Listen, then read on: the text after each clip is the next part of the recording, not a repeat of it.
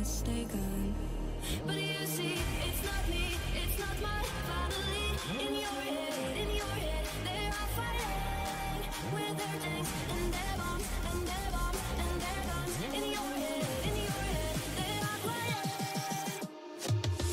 And I'm headed slowly, try it slowly, they go. And the violence goes such silence. Who are we mistaken?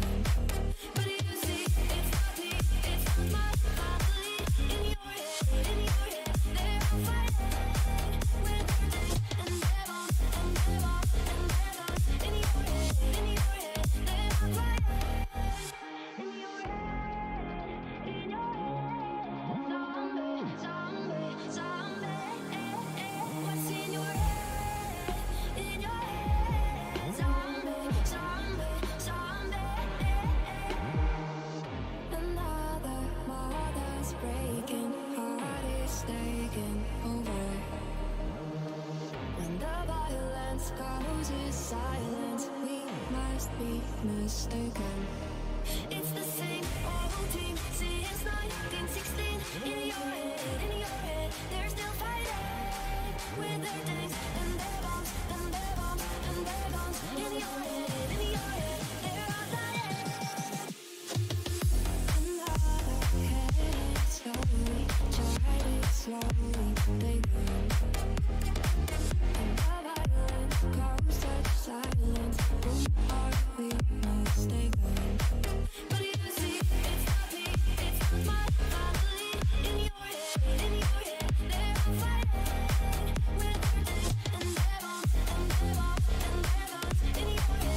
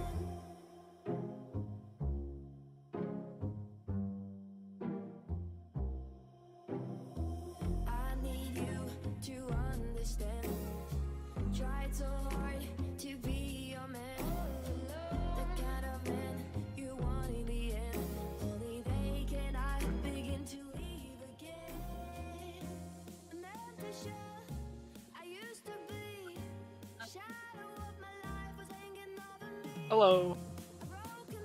Alright, so tonight it's gonna be quite the game. Not quite sure who the first pick is gonna be yet, but it's gonna be quite interesting. Absolutely. To see. We see a lot of familiar faces in chat. This is going to be a really exciting game tonight. I think both of these teams have a lot to prove in this series. Both of them had a poor showing in the first week, and I think they're really excited to come back, and they're going to show us what they're made of. All right. Well, normally, as per last season, priority picks are ADCs, but it's anyone's game tonight. And I think we're going to see something a little spicy come out of the Night Owls.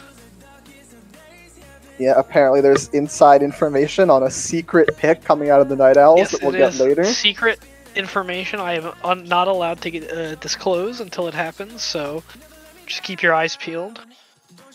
But in terms of other champion picks, I think we may finally see the set out of Kolossal Kortex. We may see a Morgana out of Snack the Dipper. He's not been playing it recently, but it's a very big champion of his. And I think we're getting into the draft already? Yep, the draft looks like it's starting now. And I don't think they're going to let Kolossal Kortex get the set, considering it is his best character and he's an absolute monster with it. So we do have Glazed non-human primates on blue side. Yeah, they get first pick. Well, first ban. And let's see who they're going to ban.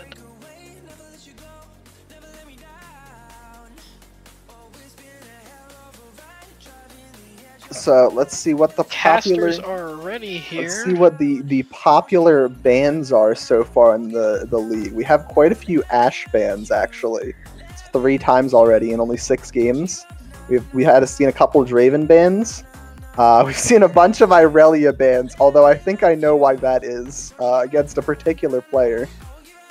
And we might be able to see some Nautilus bans here. That champion is becoming popular.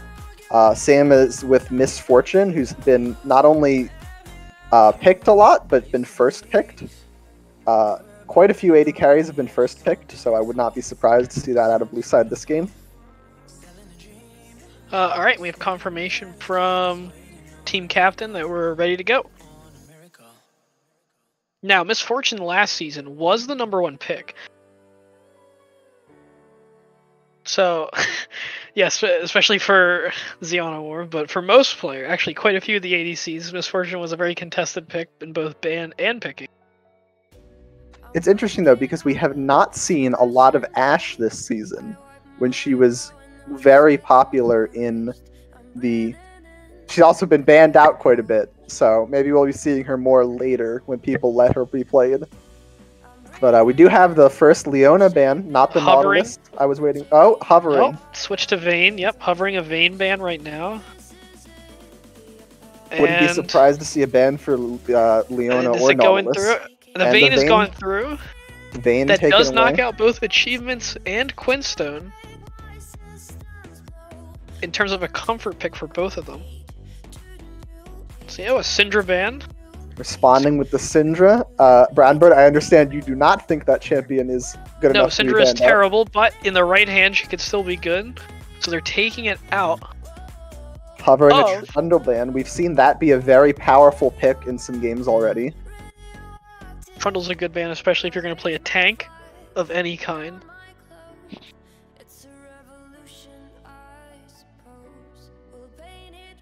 Will the Trundle... Okay, the Trundle will be banned out. Not switching. They're letting the clock run down. Okay, so yeah, I believe discussing. the teams are going to let the clock run out on all these. Never mind. Nope. Never Red mind. side does not care about letting the clock run down. They're just going. The Soraka banned out. They were, I believe that is against the Soraka Seraphine lane that we saw some Glazed non-human primates with Sox and that is and much Snack better the now Dipper. that Soraka has just been buffed to have her ultimate cleanse grievous wounds before. They applying did the not heal. win the Soraka Seraphine game, but if you were watching the lane, it looked really, really powerful. They were just completely unable to die for almost the entire laning phase, and there goes Orianna and immediately set. An immediate set. Waited till the last second to ban that set. That's a very good ban. Okay, well it's a good thing they didn't ban the Leona since it appears they want to first pick it. Hover, the Leona band, decided to first pick it instead.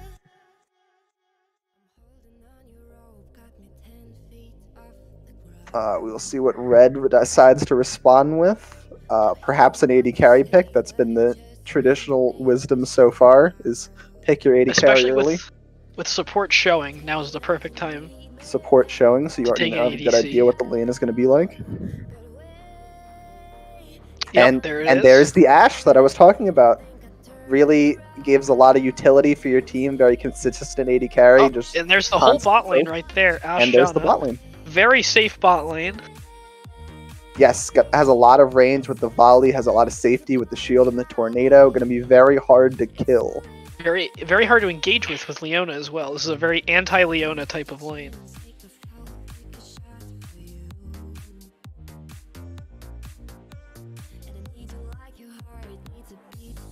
Yes, a very good answer to Leona. We will see if Glazed non-human primates try to commit further with a more aggressive AD carry, or if they try to back off of the Leona with something Nope. more safe. But they Does might not just appear be to going be for so. Misfortune. Yep, there's a very contested character, but now that it's a safe pick. So Misfortune is very commonly paired up with Leona. They have that synergy of they're both close range, they're both bully champions. You just jump on Leona and then Misfortune beats you up. But we will see if they're able to make that happen with the Ashe channel lane that's It going to appears be constantly there's messing them up. Oh, and it looks like they missed a pick. Let's check the caster's chat. We will find out what that pick is, Yep. because It appears they forgot to lock in a pick. Nothing yet in the chat. I'm not sure. Not sure if they want to call it soon. maybe they're playing Vex this game. Yeah, they've already And, picked Vex character that's doesn't not exist released. yet. So we're going to respond to the nothing Jarvan pick with the jungle? Jarvan jungle. Who knows? Maybe it could be Jarvan top, Jarvan support, and Janna mid. Could be Jarvan mid for all we. Very likely Jarvan jungle though, and we're going to get the second round of bans. So still on the Night Owls, we have top lane. They're banning away Darius from the other team. TNO also does not have top lane, so we have the bot lanes of both teams, the jungler of the Night Owls, and not sure from Glazed non-human primates. Yep, we're not sure. I've asked, and we'll see if we get a response soon. But it is not a top lane. Irelia. It's Irelia. Irelia. Okay, so that is most likely. I would guess that the Night Owls think that that's their mid laner because they are banning top lane champions. So they still need a top and a jungler for Glazed It's a non-human Fiora primates. band. That's probably Irelia mid. Then they may play a bruiser or tank top. So If I'm we're- fairly certain Irelia just beats Fiora, as Irelia beats everyone. If we're going for the established meta of the Wombo eSports so far, we could expect a Rammus pick from Glazed non-human primates. Rammus pick or ban, one of the two. Oh, a no ban. A That is no a ban from Confirmed fifth no ban. Night Wow. They want to keep their options open. You know, if you ban a champion, Oh that no, means they you lose a can't ban. pick it They either. lose a ban. Penalty Ah, ban. Okay. Okay. They lost a ban. Okay, that makes sense. So, Rand ban. Okay. Brand banned away from From mid, Yogurt most on likely. floor. Yep. And we'll see if we get one last top ban. Nope, they don't get another ban. Oh, Up, Swain mid. Okay. he's no ban.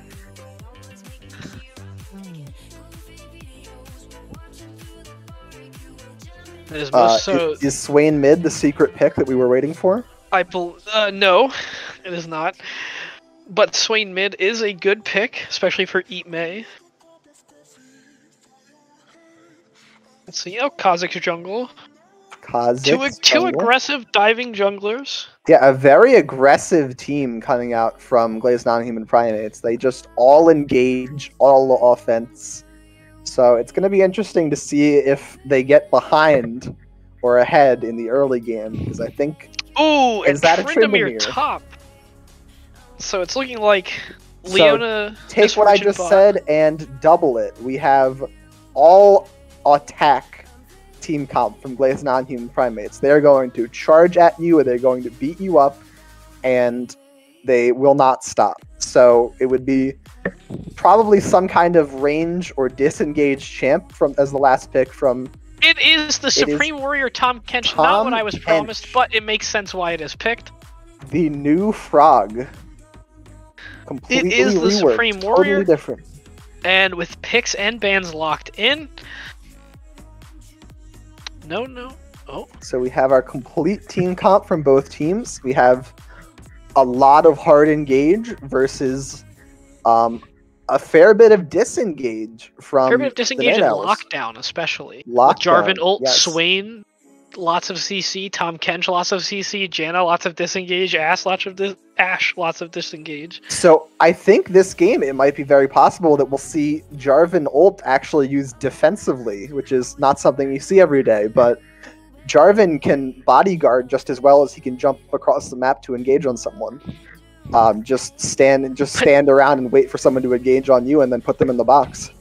Potentially, but Tryndamere does have a way out of the wall. Kha'Zix has a way out, and Irelia has a way out. That is true, and we'll have to see how both teams play around that as the game goes on. However, Misfortune, I think, is the one Jarvan is going to specifically target. Do we have any thoughts from chat on this draft? Take a look. Like the answer to Leona, according to Elemental Lux, that it's a nice disengage. We have some Tom Kench love. Yep, on bench, the Elite Warrior. So, Brownbert, I have to ask, which team comp do you like better if you had to be in this game? I personally think that the Night Owls have a very good team comp against the aggressive team comp. However, it is easy to slip up, and if they start to slip up, there's nothing they can do to catch back up. Especially with a character like Tryndamere, who can just split push and be at your inhibitor by 15 minutes. That is very true. The Glazed non-human primates have some very oppressive champions if they do manage to get ahead. When Tryndamere is too far ahead, when Kha'Zix is too far ahead, they just jump on you and kill you, and there's not too much you can do depending on your champion and where you are. Yes, So, exactly. I think a lot of this game might come down to what happens early if they can get a big gold swing before 10 minutes, and if they can start securing early dragons with their lead. It's especially going to matter in the jungle. It's whatever jungle could be more aggressive. If Jarvan can pull off some good ganks in mid and bot especially, and snowball those lanes, I think it'll go very well for them. According to the chat, while Swain is ulting, he can be eaten by Tom Kench and still be healing. Well, that's pretty good. So we have some synergy between Swain and Tom Kench in this team comp. Tom Kench, also the Supreme Disengager. Could be very good. But luckily, Tom Kench probably won't ever need a gank. Maybe one or two to keep ahead of the Tryndamere, but if he can space out Tryndamere well enough, he should be completely self-sufficient in lane, especially against Kha'Zix Tryndamere. It's going to take more than just those two, I think, to actually kill the Tom Kench. I believe the Tom Kench did get nerfed since it was first reworked and was incredibly broken. But I think it's still a very strong pick. I'm not sure about that. Elemental Lux in chat saying that Tryndamere hard outscales Tom Kench, which is probably true, but Tom Kench does provide a lot of utility that Tryndamere does not. So we'll have to see how he uses that during the mid to late game. And I think what this game is really going to come down to is can the Night Owls really survive against Glazed non-human primates? Because Yes. if they can scale and get into team fighting, I think they have a much stronger composition. I think it comes down to, can they protect the Ashe hard enough? Because if the Ashe can get going, there's probably no one on that enemy team that can beat the Ashe. Tryndamere just gets stunned and then slowed and kited. Kha'Zix will just get blown up. Irelia could do something, but if they have any disengage, Irelia is not going to be enough. It depends. Obviously, ADC versus ADC is dependent on who's farther ahead. And if they can just keep the Leona off the Ashe, I think it'll be fine. Yeah, you can definitely look at the Night Owls team comp as Ashe and 4 bodyguards. Pretty much, yeah. However, Swain is a pretty good carry as well. If Swain can get ahead. He's got team fight, he's got 1v1. We have 3 Jarvan minutes as well. of spectator delay, so we're going to wait on that. And while we're waiting, I'm going to ask you, Brownbert, as a mid laner yourself, what do you think about Irelia versus Swain? Oh, it's absolute cancer. I hate Irelia. But I think Swain could, in theory here, Swain could kill Irelia. As long as you land that root.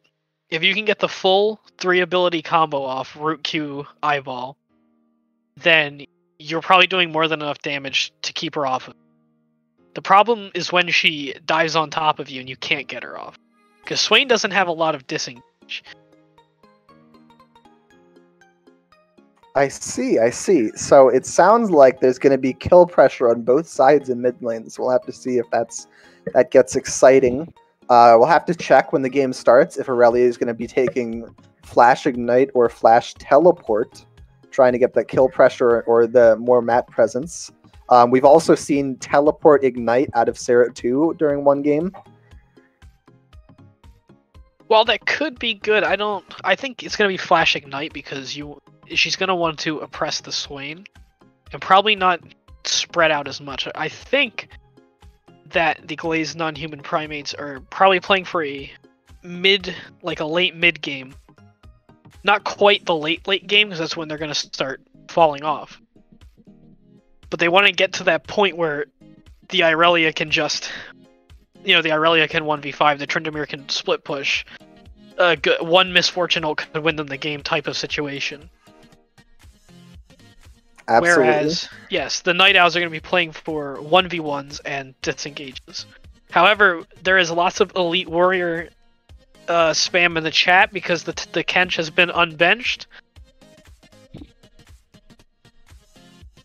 Yes, we did have a very, very upset Tom Kench player in the league who did not get to play it, was banned out both games last week. So a lot of excitement for Tom Kench.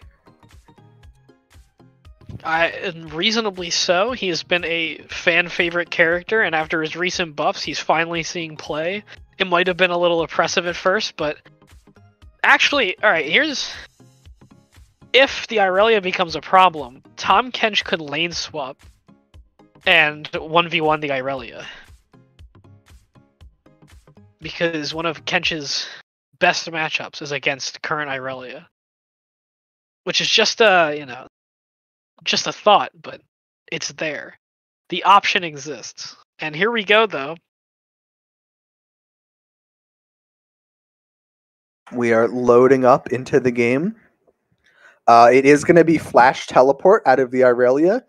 We have... Not Ignite? Okay. And also Flash Ghost out of Tryndamere in the top lane. No teleport, choosing the extra mobility from Ghost. So we have a 3 teleport game. Yep, so it sounds like the Tryndamere is going to try to keep that Tom Kench down. I'm going to go ahead and mash our plus button so we're all synced up as much as possible.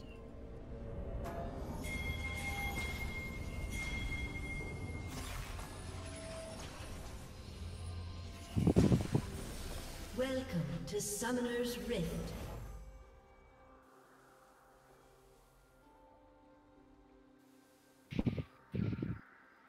Alright, and as long as director's camera is on, we got the 5-point from both teams, with Tom Kench taking an advanced position. It doesn't look like either team is setting up for a level 1, so we're just going to have some nice little stalemating. Does look like TNO, they're taking some advanced positions here. Misfortune bot. Going for the, the deep ward in the jungle. Minions have spawned. Quinstone calling out his Season 0 team, the Rare River Ducks. Bringing back 2 old members for a classic experience in the bot lane. The River Duck was so rare that it hasn't been seen since. Leona is Snack the Dipper. Indeed, yes. Former teammates forced to fight each other. Yes, very unfortunate. Truly a tragedy in this game. It is a bot lane reunion through and through, though. On both sides. Looks like Tom Kench is going to try and stop Tryndamere from coming to lane, level 1. They're going to beat each other up a little bit. Both trading fairly evenly. Although Tom Kench got a bit more out of it. Tom Kench has come out on top with this trade. Into the bot lane. Tryndamere not very happy leaving it like that, though. So already a lot of fighting out of top lane. Already both top laners about half HP, and they're going at it again. Right.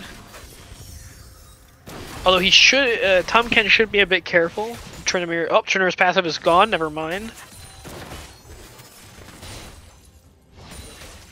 So we'll also be watching for that level 2 power spike in the bottom lane. See if they. Tryndamere hitting level 2 before the Kench, but the wave is pushing into the Tom Kench.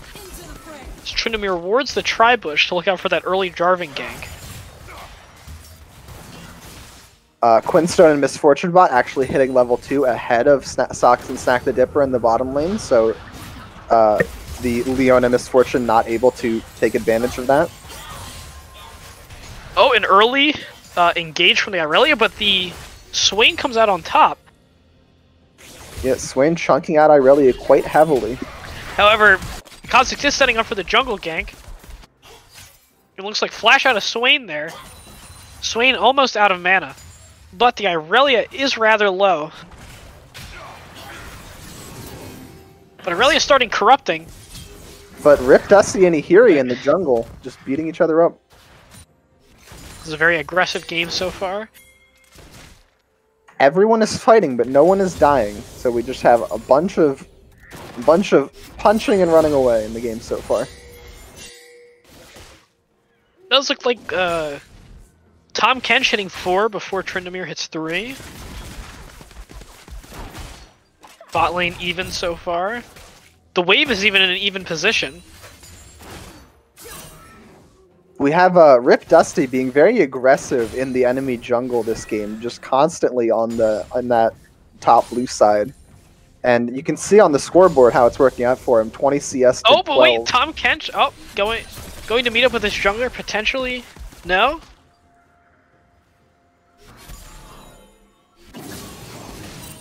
They are just teaming up to steal the jungle camps. RIPDusty not going for a gank, just going for that slow bleed out of the enemy's gold. Tom Kench supporting him just to be safe. Kha'Zix responding by not going into blue side jungle, but setting up for another gank mid. The map, but there's a classic top lane fight. Oh, and it might be over. Yep, there it is. Securing the kill with Ghost, just running Tom Kench down. He was too far away and wasn't able to walk back. W might have taken too long though for the Tom Kench. Tom Kench TPing right back into the lane. So we saw the level up on him now. We saw the advantage of Ghost in this lane, and then we saw the advantage of Teleport as he's able to get right back. Yep, and the wave is now pushing towards him as well. We could potentially see a freeze here out of Achievements 21. If he pulls this wave correctly, he could make Tryndamere lose a lot of CS. Especially because he does not have Teleport to return. It looks like Achievements 21 is not going to freeze, though. No freeze coming out and a gank on bot lane, bringing out the Ashe's flash.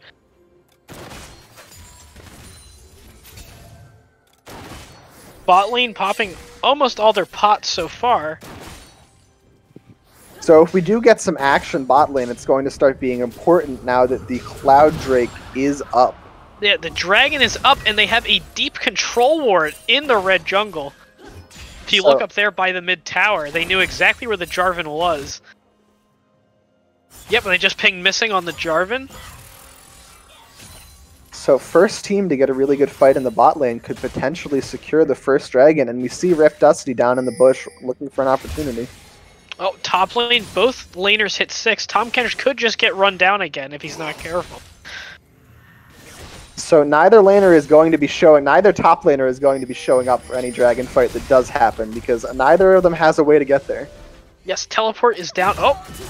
And Kha'Zix coming in again. Oh, the engage from the Leona. This is what we were talking about earlier. Quinstone going down. Kill on the Leona. TP coming in, though, from the Irelia. So top laner's no teleport, but Leona, or Irelia does have it. Well, the Irelia just used it, so the Irelia is down on the teleport, and the Swain, it looks like, going to intercept in the river. Missing the root. Oh, there is the Irelia ult, and the Swain ult. Irelia's not making out of this one. I think we might be desynced. Could you try hitting the plus button a little bit? Yeah. Yeah, we were a little decent. And it looks like here, the Night Owls are set up for the dragon. The Night Owls looking like they want the dragon, but... And they're disengaging because Quinstone had a wave to clear. Not letting that wave push into his tower. They didn't think that they could take the dragon just then, so they're going to back off. But they do still get a good bit of advantage out of that situation.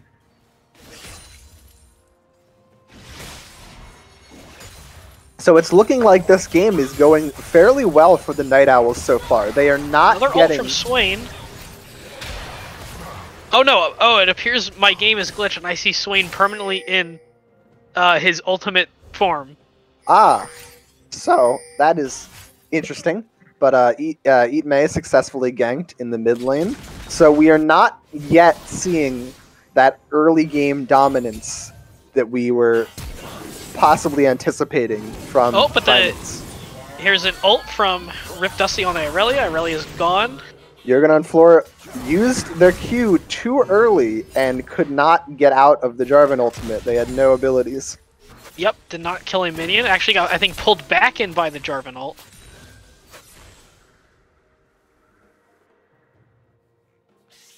Kha'Zix really looking for kills here, not seeming to get the early kills that he wants. Yes, Kha'Zix very, very much looking for kills throughout this entire early game, falling quite a bit far behind the Jarvan in terms of CS. Oh, and the bot lane has a lead. The Night Owl's bot lane having 6 over the Glazed non-human Primates bot lane.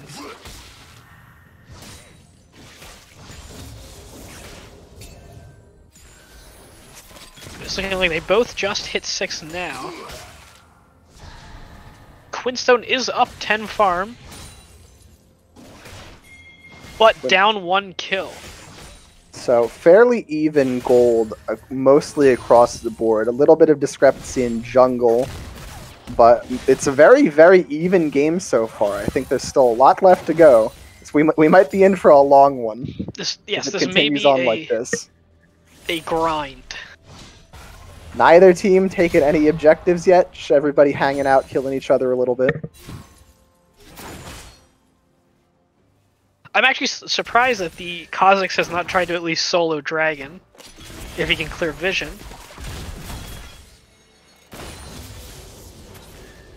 We're here, the Glazed non-human Primates bot lane, a bit healthier than the Night Owl's bot lane, and keeping them under their turret for now. Oh, we might finally get the first objective of the game. Rift Herald, a little fight at Rift Herald. Kolossal Kortex has to ult to survive. Oh, a great cross-map ult. From the Ashe. 21. Oh, but the Irelia is popping off. Not enough for the Tom Kench. That's a double kill on the Kench. Able to Kench. clean it up, but they're going. Oh, they're and getting. red team got the dragon. an unequivocal victory for the red team, getting Dragon in the bot lane and Rift Herald in the Quinstone, top oh, lane. the flash out of Quinstone after that cross-map ult from Quinstone, letting the Tahm Kench get a double kill, and he manages to flash out. I think that was great for the Night Owls. Really great for the Night Owls, and they're getting the Rift Herald in the top lane as well. Tahm Kench is very, very slowly beating that away. Tahm Kench could probably take it on his own as well. His wave is also pushed into the enemy tower, so he's in the perfect position to do it. So HXC also wasting her ult to try to kill the Ashe under tower. Not quite getting it, though. So that's the kind Tahm of... Kench getting the Herald 2-1 right now, and still up in farm against his lane opponent. The Kench has truly been unbenched. I think that might be the Night Owl's path to victory this game, is just letting Tahm Kench do his thing. Yeah, he was extremely successful in that fight. Was able to clean up the Aurelia and the Tryndamere. Might have actually saved Tryndamere's as well. Might have actually saved Tryndamere from the Ash Arrow, but killed him anyway. So. Well, what he did was he ate him right at the end of his ult, so he didn't heal with his rage. So when he spit him out, he would die. That is an interaction I had not considered.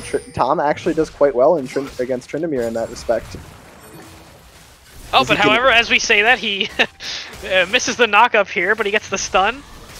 Will he be able to finish him off? He's training really, really well.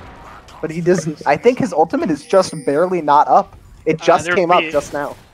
Yeah, there'd be a little symbol next to his head that we would see. However, he is pushing the Tryndamere out. Oh! Ihiri jumping in, thinking he can finish off the Tahm Kench, but he did not realize how tanky he truly was. RIPDusty going to finish off, it seems. And the Kench sniping with the tongue! It seems that the assassin should stay away from Tahm Kench.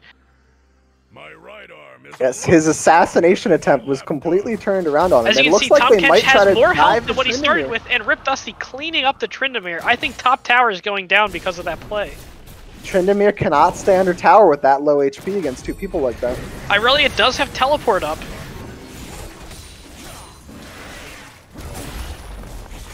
That's top tower down to 1 plate, but the Irelia is not going to teleport for it. That top tower is going to go down. That's first turret at 13 minutes. Blue team's turret has been destroyed. Rift Herald used to perfect effect there, letting the Tahm Kench free himself from top lane. A really impressive early lead by the Night Owls. They are not letting these early game champions from the Primates get the lead that they need to kind of do their thing in the game. Kha'Zix behind, as we all know, is not very scary. Kha'Zix behind. And here's a jungle cheese play. Kha'Zix going down. Tahm Kench actually going on the wrong side of the Jarvan ult. But it's alright, they got the pick on the Kha'Zix. I'm sorry to say, I don't know if Kha'Zix is going to be in this game if he doesn't power farm here, but RIPDusty really keeping him down. Doing a really incredible job at controlling the enemy jungler, not letting Ihiri do anything in this game. We have Swain TP back to mid lane after the Aurelia tried to roam to help the Tryndamere.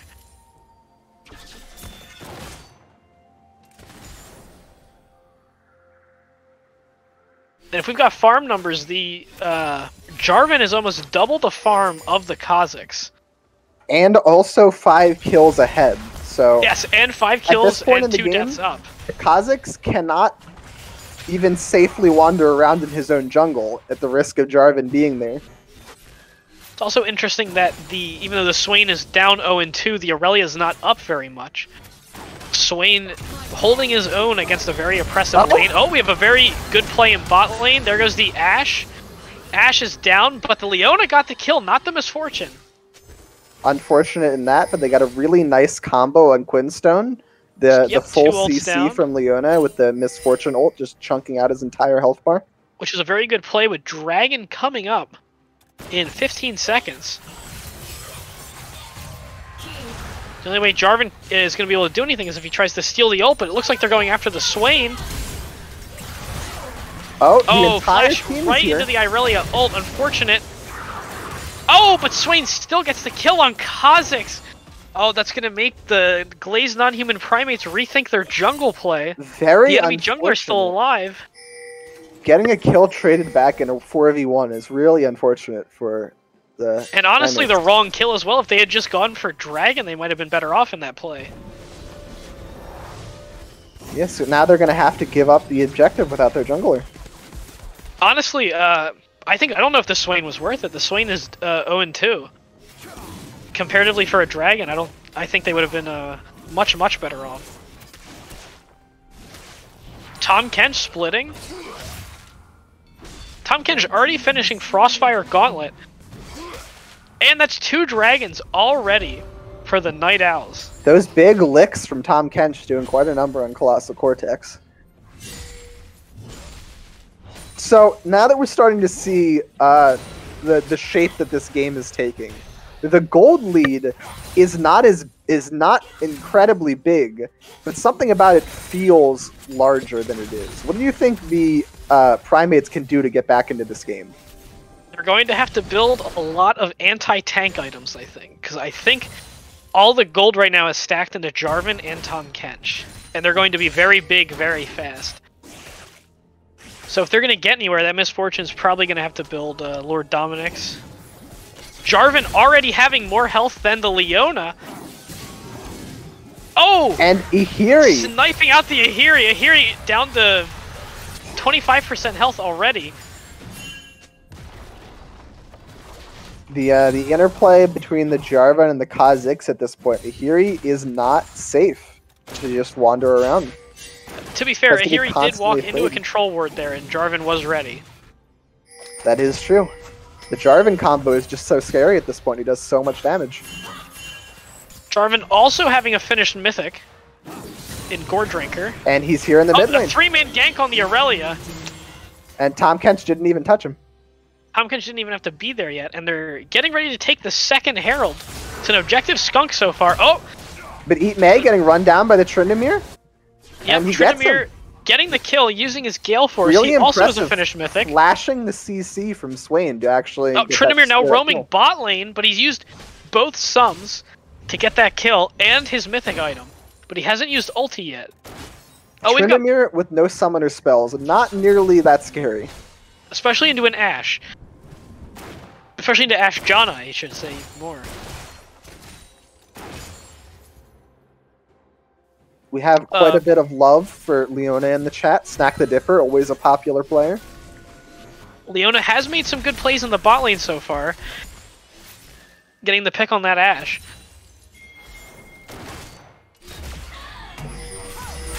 Oh, they're trying to set up the play on the Misfortune. Tahm Kench going in. Leona's not going to be able to do much. And there goes the Misfortune. Leona next on the list, it seems. I'm not quite sure what just happened there. But we have another fight on the top lane. Oh, and fighting the top lane, Jarvan getting shut down by the Tryndamere. It looks like the Tryndamere is starting to go off.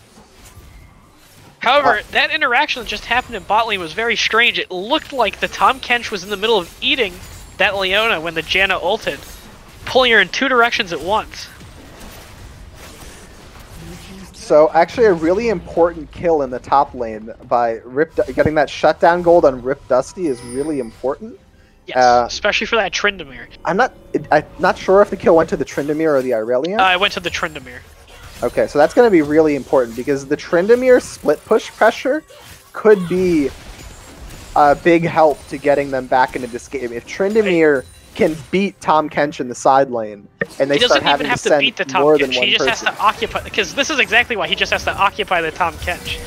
Tahm Kench is 1v2ing the bot lane right now and is barely taking any damage. The Primates cannot afford to let Tahm Kench be running around the map freely, just 1v2ing their bot lane. Yes, and if the Tryndamere can match... Oh, but he's lost track of the Misfortune. Sort of. He's somewhat on top of her. This is...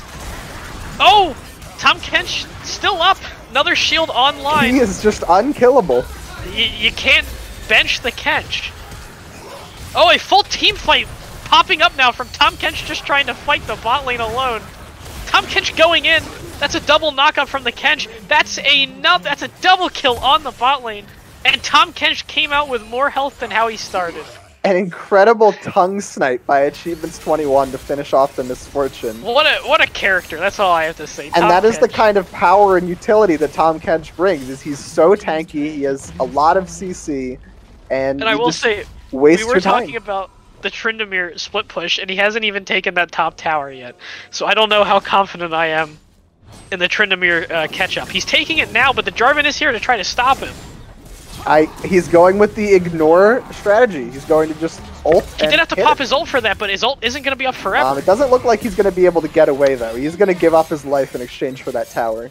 And I'm not sure if that's completely worth it. He did just get a shutdown recently, so he is worth gold. So I'm not sure that's worth it either. He does have Phantom Dancer though, so if he wants to, he could run down the squishies. That means he does have to get through the Tom Kench. Tom Kench already also having 2 completed items as well as RIPDusty. Swain going the utility route and building Morello Nomicon first. Good idea on Eat May's part. Yeah, the Grievous Wounds going to help quite a bit against the Irelia and Especially also the Irelia. Tryndamere. So we might see our first real big team fight of the game. We've had a lot of skirmishes.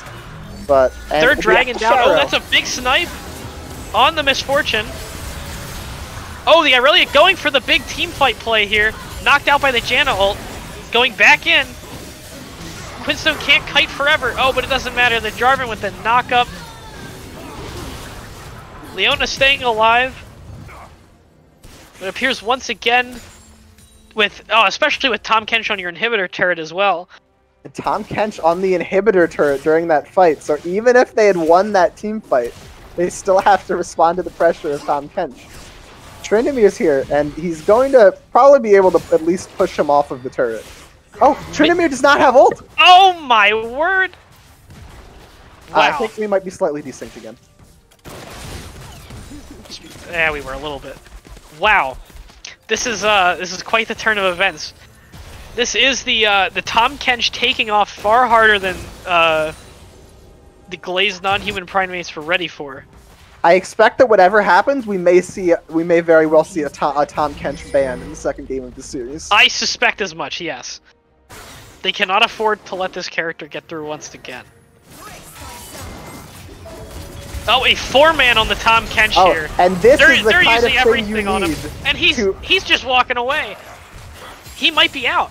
I was prepared to say that that's exactly what you need to kill Tom Kench, but even all of that, he just walks away. I believe that was 2 ultimates and 4 stuns, and he just walked it out.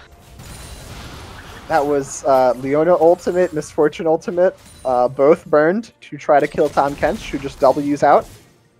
And keep in mind, he doesn't even have tenacity boots, and those stuns did not feel like as long as they should have been.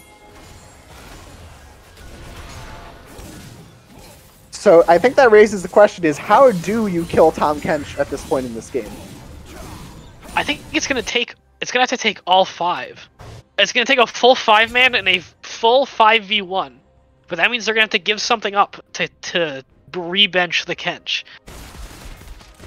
So I think more than anything is the Glazed non-human primates really has about 2 minutes and 38 seconds to come up with a plan, because they cannot let this last Infernal Dragon go to the Night Owls. Oh, absolutely. With Infernal Soul on their side, this game would almost certainly be over. But Eat May there's the dive on the Swain. Swain staying up for as long as he can. Oh, but there's the Kench. The Kench saving the Swain. Leona not making it out of this one.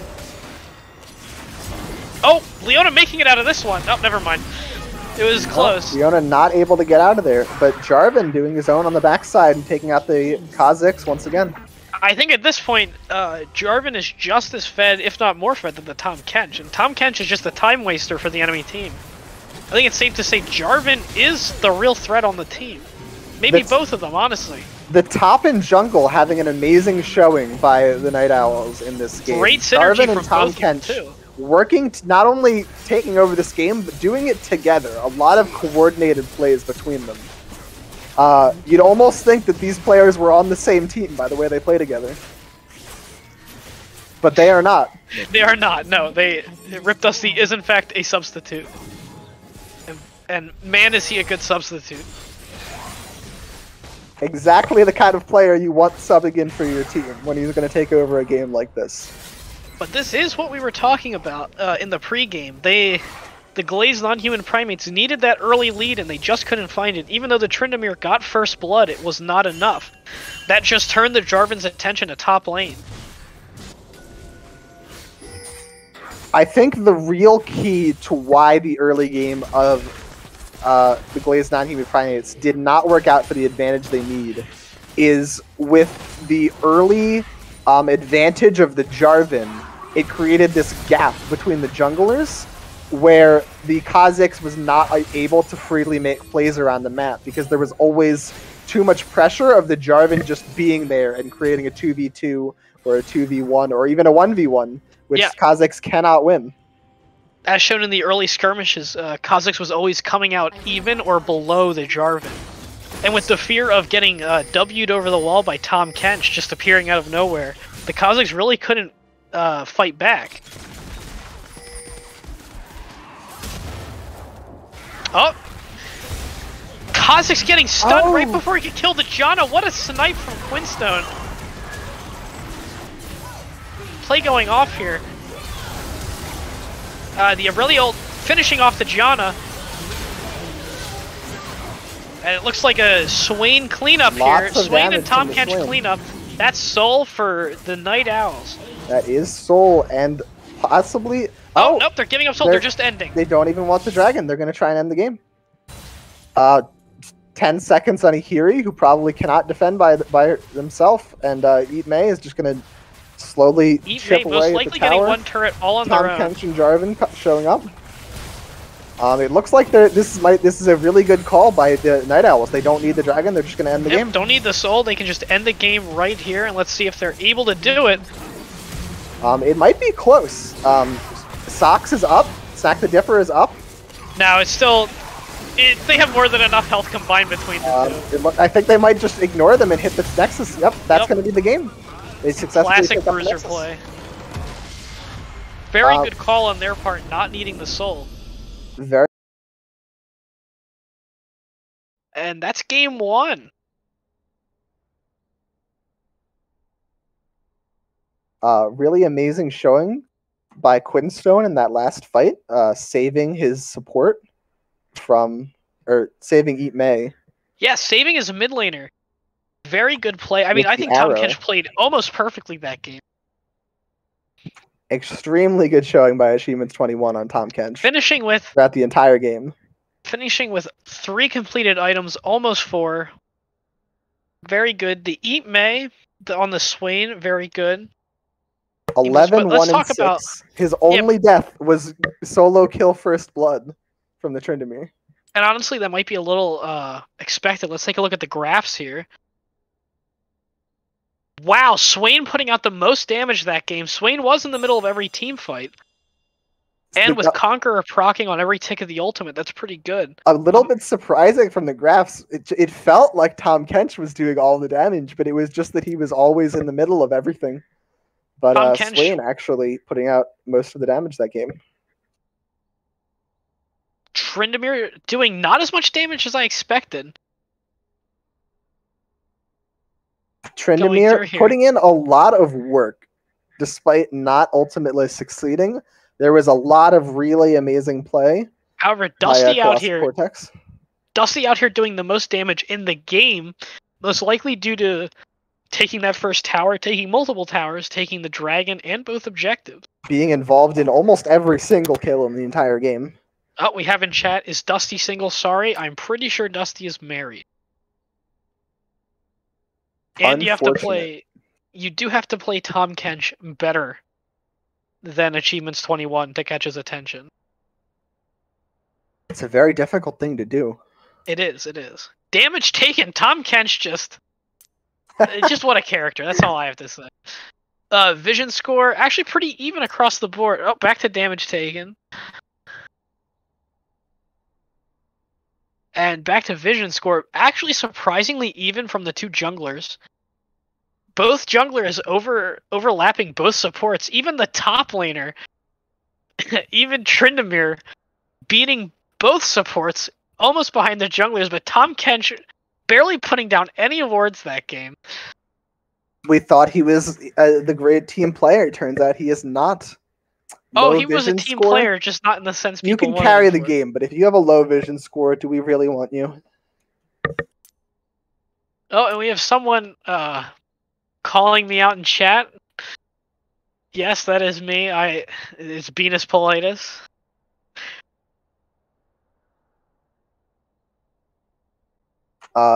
We have Sorry, I'm pointed not out in looking at chat, chat at all in times. all 3 of their games, May has topped damage.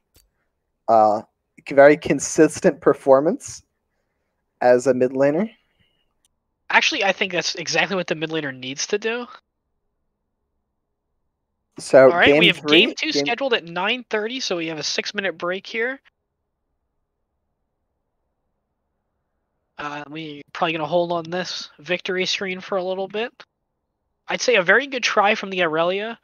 Unfortunately, Tom Kench, the Swain, successfully making it out of most of the Aurelia's plays just by ulting, and the Tom Kench and Jarvan disrupting a lot of plays and getting the early picks on the Aurelia. Ihiri just getting jungle counterplayed by the Jarvan.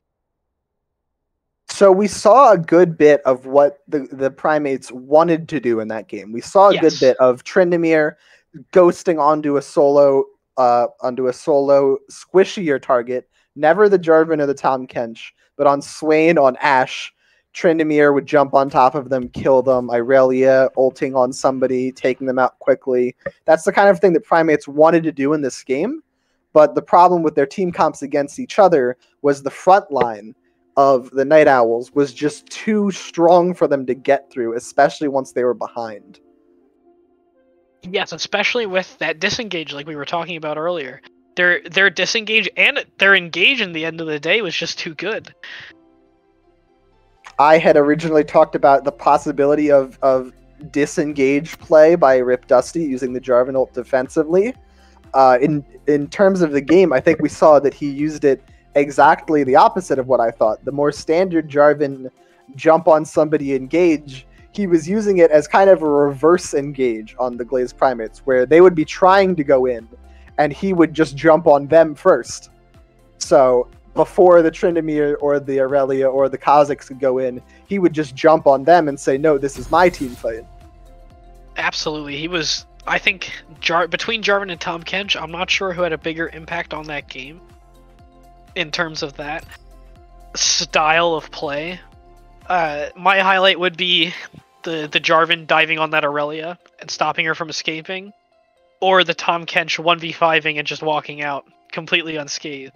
We had a lot of really impressive plays that game. The Tom Kench at the Rift Herald in the early game, killing Tryndamere and Irelia. We had the Quinstone arrow saving his teammate during the last team fight. That is true. That was a very impressive play. Incredible ganks and 1v1s by RIPDusty.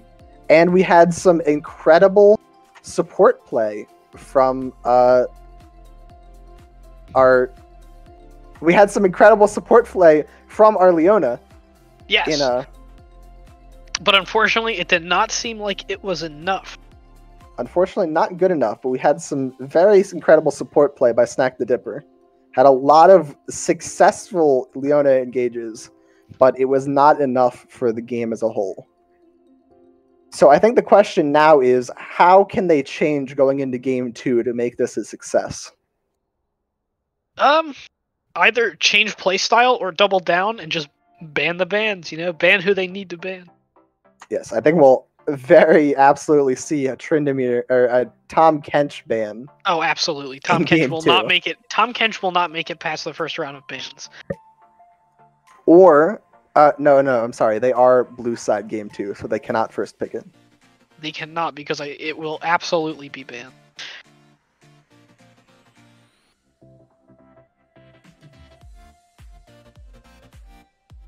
As for bans, though, I suspect at least a Tom Kench, another Possibly a Jarvan ban. Potentially. Unsure, however. So we might see them give up the Orianna ban or the Trundle ban or the Vayne ban that they had in Game 1. I think Vayne might also still be banned because of the carry potential of Vayne. Vayne is a very traditional 1v5 character. That is true. Is it that Quinstone and Achievements 21 are both game players? Oh, yes. Absolutely both of them. So that also being a flex pick for the team is an additional and scary potentially factor. Sox as well. Sox could easily also just play Vayne. Unsure, however, we'll have to see. Wait and see.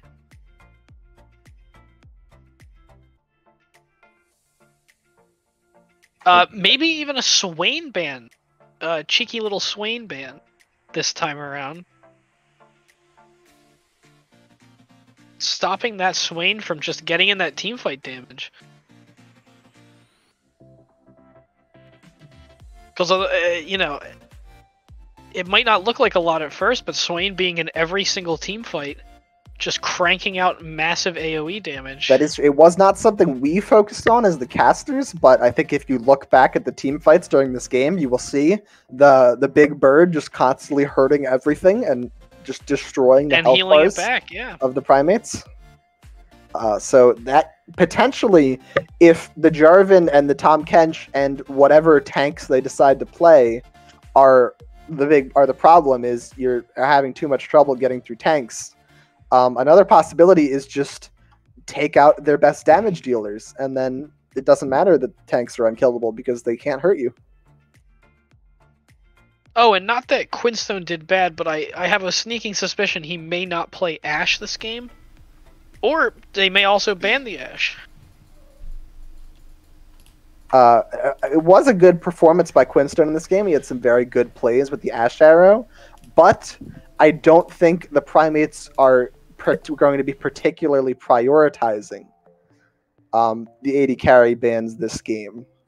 Oh, probably not, no. As shown in the last game, the AD carry was not their primary concern.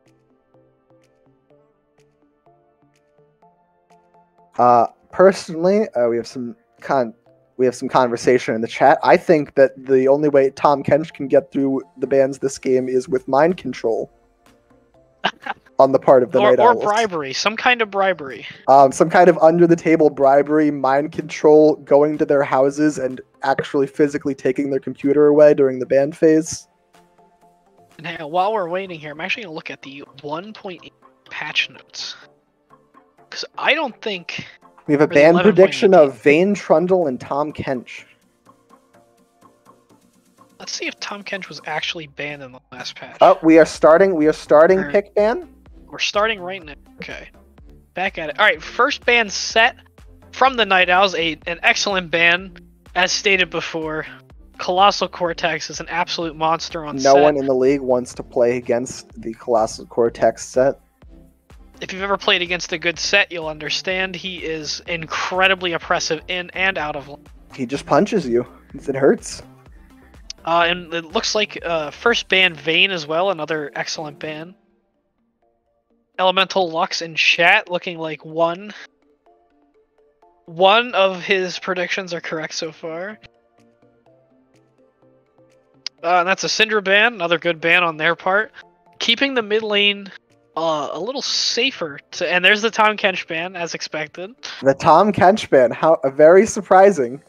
Did not expect to see Tahm Kench banned out this game. I know, Tahm Kench is a character that hasn't seen play in a very long time. So I don't know if he's very good. Unpopular, very unpopular, right, not very good, you know.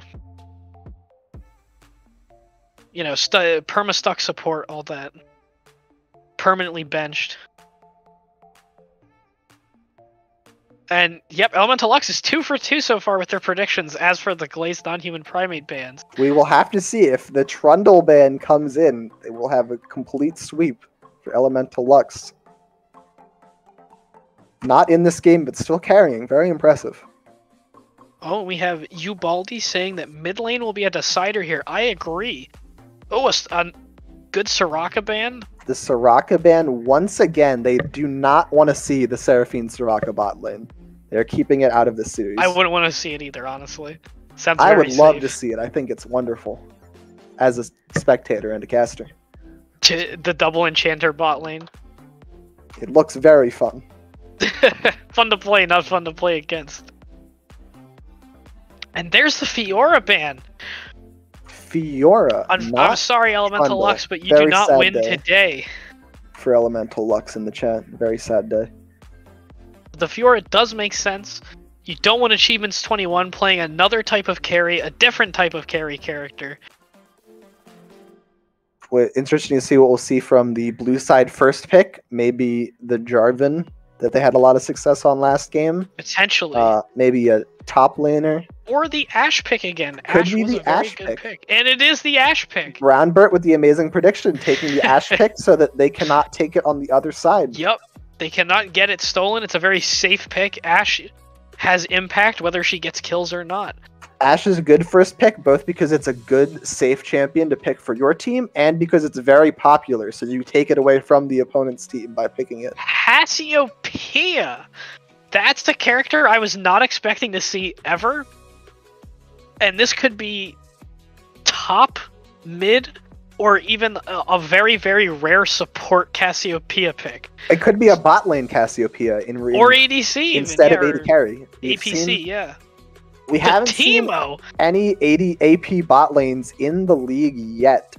We have, never mind. We've seen the Seraphine. So So AP Soraka, bot yeah, lanes are a very interesting pick that we could. but a potentially Teemo see. pick, if that's Teemo top, you're open to a world of hurt from a whole variety of characters. And if that's Teemo support, it's going to be very, very, very interesting. So we have some serious AP threats picked up immediately by the Primates. We'll see them likely match that with possibly an AD, likely an AD jungler, and maybe some kind of tanky frontline champions that are missing in their comp right now. That you're going to need protection for that Cassiopeia and that Teemo, who are not mobile and not tanky. And also, we're unsure here where these picks are even going. We're not.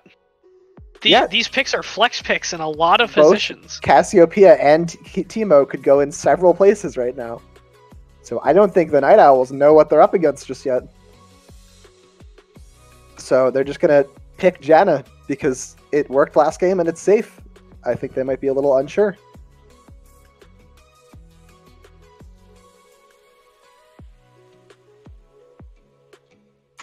This could be a bit of a response to the team comp of the Night Owls last game. Oh, and it's the Swain pick again. Very good. Swain again. They are locking in 3 of the picks that worked very well for them last game. If the other team was too tanky last game, maybe we should just pick Cassiopeia, one of the highest damage characters in the entire game, and just melt them to oblivion.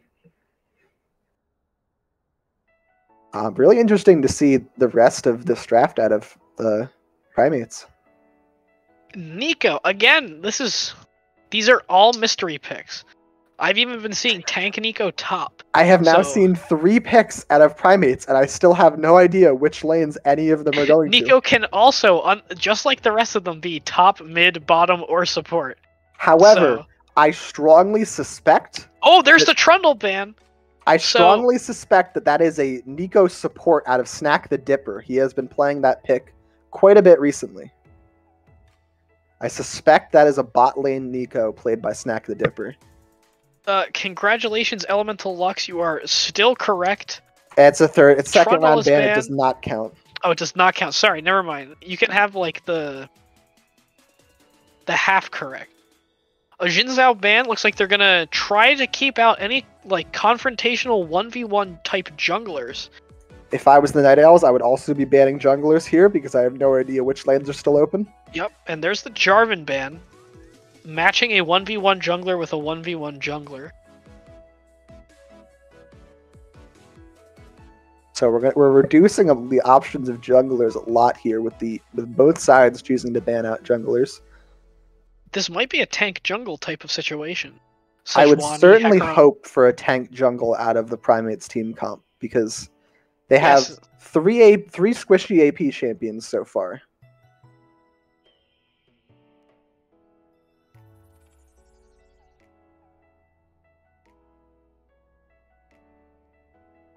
Especially because they banned out the Trundle, as someone in chat points out. Trundle is their counter to your tank jungler that you might pick. So we could This might see be the legendary Sejuani. Rumble pick coming in. Oh, and that's the free. That's right. The Night Owls do not get a ban for their substitute. I would almost say a Mumu, but I feel that the Primates Mumu. may have just a few too many AP champions at that point. Mumu or So Rammus. we could see Sejuani, we could see Rammus, uh, Or just Kane. That works too. Kane.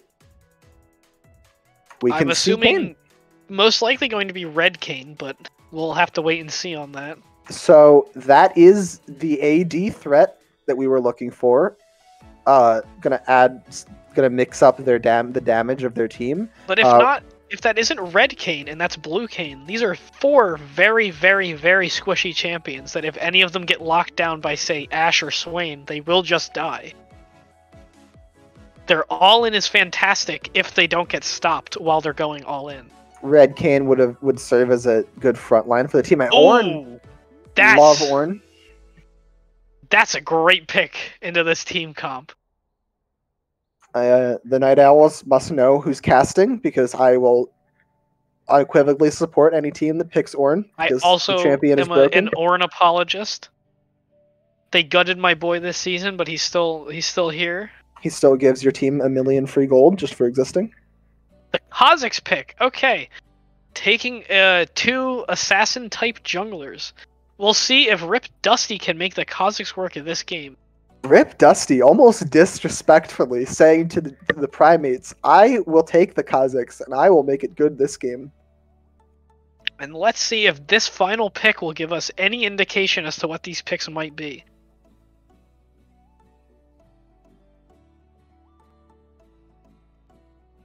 Last pick. It's Garen! Timo was not in top lane. Okay, now we know where the champions are going. So, it is a Garen top lane. It is a Nico. Most likely I still Nico don't know where Timo these bot champions lane. are going. 100% Nico Nico Timo bot lane. With a Timo 80 AP carry, Cassiopeia mid, Garen Kane front line. It's going to be interesting seeing the Cassiopeia versus Swain. These are 2 battle mage type characters going up against each other. Are there any Kane experts in chat that can tell us which Kane is good right now? Because usually it's one of the 2 forms is good and the other one is terrible. I think Blue Kane is currently best. But Blue Kane into this team, I don't know if that's the best idea. There is so much disengage. I would not want Garen as my only front line. Impure fools. But with how... People fear they cannot actually, withstand. there is not a lot of CC on the side of the Primates this game. They have the Cassiopeia ult and they have Nico, but the Timo and the Cassiopeia without ult are not providing too much CC to stop any of the champions on the Night Owls. That's true, and a lot of Timo's damage can just be stopped with a simple sweeper as well. So I'm not sure if Timo was the most correct pick, but I'm sure Timo will still put in some damage. I think an important interaction in this game to watch out for is going to be the interplay between the Cassiopeia ultimate out of Eat May versus the Kha'Zix of RIPDusty. Oh wait, is Snack the Dipper the mid laner, right? Snack the Dipper is playing mid lane this game? It seems as though Nico is going mid, so it's going to be a double poison cheese bot lane. That is amazing. This is going to be something. That is truly Quinstone amazing. is going to have to show off some excellent spacing abilities to not get just ticked down by what I can only assume is going to be double poison, double burn. Who dares defy my will? I'm going to remember this. I think we might see a Wits End Ashe this game. I think that is what I would build. Wits End, potentially even Mercurial in case you get ulted. I am so excited for this game. These champion picks are just amazing. They have completely changed their strategy around. This is nothing like the first game for the Glazed non-human primates. It is even close. They didn't pick a single of the same champion. They're trying something completely different. At least they recognize that if it doesn't work, you may as well just change it. So, Brandbert, I have to ask, what is the secret champion pick? I cannot say. I am still sworn to secrecy because it has not been picked. It has not been picked, so there is a So secret... I will which have team to is cast it again. that has the secret champion pick? Who? What? What'd you say? Which particular player has a secret I can't pick say. that I don't want that people haven't snooping. thrown out yet? Okay. I am sworn to secrecy. Okay, very well. I will not force your secrets out of you. But now the eternal question is, we have a lot of spice out of both teams, and I'm really excited. But which team is better? What do you think? You had to pick a winning comp. If I had to pick a winning comp? A winning comp. Oh god. Here's the problem. The problem is, the Night Owls are a very traditional team comp, comparatively to whatever you could call the Glazed non-human primates. The problem is, I'm not sure who could get ahead. I really can't tell you. Because obviously Kha'Zix Kane, they can at least fight each other. That's an even matchup. It's whoever can get the jump on the other. But like Garen Ornn can stall forever. Ornn does a lot of damage for a tank, and has the lane sustain to beat out or match Garen. As for Cassiopeia Teemo into Ashe Janna, I couldn't even begin to tell you how that lane's gonna play out. I think it comes down to solely Quinstone and how well he can space himself between Cassiopeia and Teemo. So like I was saying, I think the Cassiopeia-Kha'Zix interactions are going to be really important to the outcome of this game. When Kha'Zix tries to jump in on people, if the Cassiopeia ult catches him, he's dead. Not just the ult, but the miasma, the pull that Cassiopeia can put on the ground. As for the team comps, I think I'm in two places. I think my heart goes to one team and my brain goes to the other. I'm a bit of a boomer, a traditionalist in team comps, so I have to give the draft to the Night Owls. I have a lot of respect for the traditional frontline, backline. Backline does damage, frontline is big tanky Ornn, and I think I'm expecting the Night Owls to do better in this game, but I would love nothing more than to be proven wrong, because the Primates just have an amazing team comp this game. Interesting. The Cassio Teemo bot lane, I'd love to see it. A good Cassiopeia miasma will stop the Ornn ultimate, because Ornn does have to do a small dash to recast his ult. That is very interesting information. So one good Cassiopeia play could shut down the entire engage for the Night Owls if they're going to rely on Ornn to be the setup. We are learning so many interesting facts in this league. Last stream, we learned that Yasuo Windwall can block the Rammus taunt. Today, we learned that Cassiopeia miasma stops Ornn from ulting. It doesn't stop him from ulting, it stops him from recasting, from sending the ult back. Another fun fact, Yasuo Windwall can also stop Ornn's ultimate because it's a projectile. It's just a really, really big projectile. Yes. Projectiles, no matter how big, like Senna ultimate, can be stopped by Windwall. Or no matter how small and seemingly non-existent, like Rammus taunt, or Lulu polymorph. But enough about Yasuo, he's not here, the game is starting. Yes, thank God Yasuo's not here. Neither of the wind shitters are here, so this game will be better than normal. I don't think I can even begin to comment on the intricacies of Cassio Teemo versus Leona Ashe bot lane. Neither of us can. Ashe Janna bot lane. I don't have nearly the experience. That is Teemo support. PTA Teemo support with Phase Rush Cassiopeia APC. What a bot lane. If I was Quinstone and Misfortune bot, I would be scared. I would also be scared. Because one misplay, one out of position moment, and you're probably just going to die. Make sure to hit that plus button so we're all on the same timing. Yep. And it looks like there's a plan going into this level 1. Everyone is together for Yes. Oh! Is this The going to be a Night Owls? legendary engage from the Night Owls? the Night Owls have a plan. They're all Oh, grouped there up, is they're a all going ward and together, dot. They know they're coming. but they've already been seen. Teemo, no fear being invisible. There's also a ward in the blue brush. Most likely going to steal that blue buff then. Teemo making it out, even though Teemo could have just sat in the bush. I guess it makes sense for the Teemo to just So leave. no kills going to come with this. Nobody going to get caught out. But they are going to set up to take this blue buff. So Ihiri is probably going to have to move over to the other side and start red. Kane should have started chickens anyway, though, so it should be all right. Oh no, they're going in for the counter engage by the looks of it. They're setting up. They're not leaving. They're RIPDusty all alone. Oh, RIPDusty might get picked. They're Because of counter it. engaging. Some good hits out. RIPDusty having to pop a pot and leave.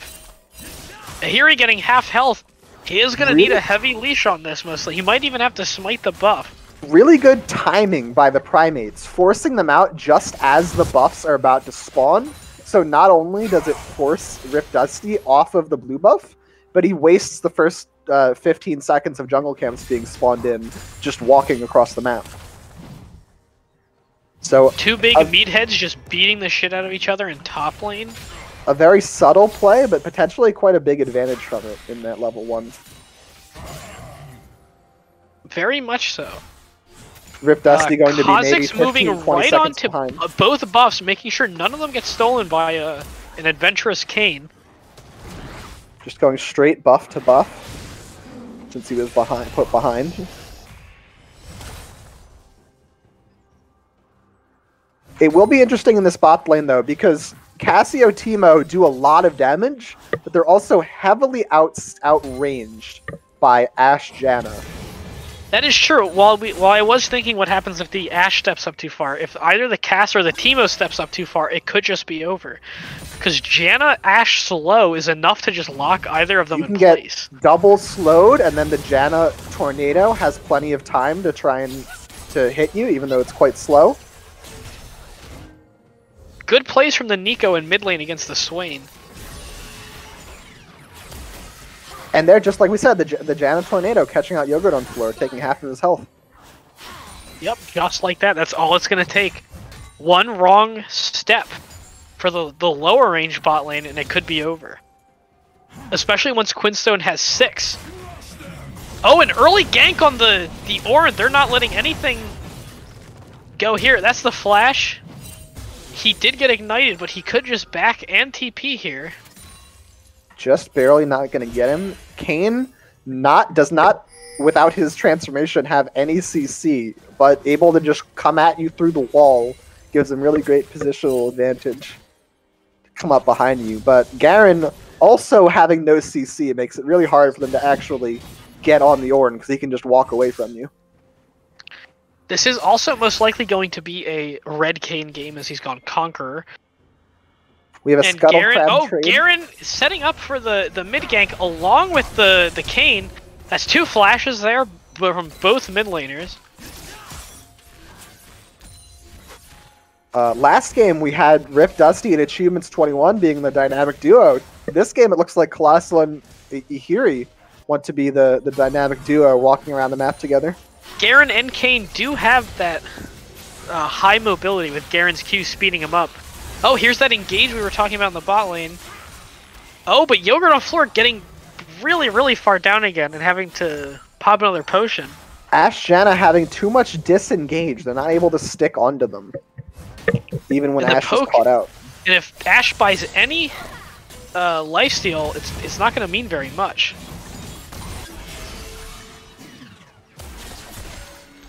Ashe early game doing a lot of damage. Do not want to fight Ashe when her Q is online like that at this level. I'm even going to go as far as to say if once Ashe gets shield bow, if that's the direction Quinstone's going to go this game, it's not going to go well for the spot lane. They don't need to get kills in the bot lane, though. They just need to survive, because there is a lot of scaling, and a lot of powerful scaling out of this Cassiopeia. Cassiopeia super low. Whoa, a TP into a dash play from the Ornn. Half healthing the Garen, but he's also coming out rather low. Dragon coming up, forcing the Cassiopeia out of lane. But both junglers are topside right now. And Kane's here again? Kane is here again. I think they're going to try to force the Garen as a Garen carry this game. Yeah, there is a lot of pressure being put on top lane by Ihiri this game. He's just constantly coming back and just keeping the Garen Actually, ahead. to be fair, I've just realized he's trying to get Red Kane, and that's the only melee character. That is... Besides Kha'Zix, but he has to find Kha'Zix. That sounds true, actually. Yeah, so the only way for him to accelerate the Red Kane form is to fight Kha'Zix or to fight... Uh-oh. Swain pulling in the stun, but dodging the Nico ult.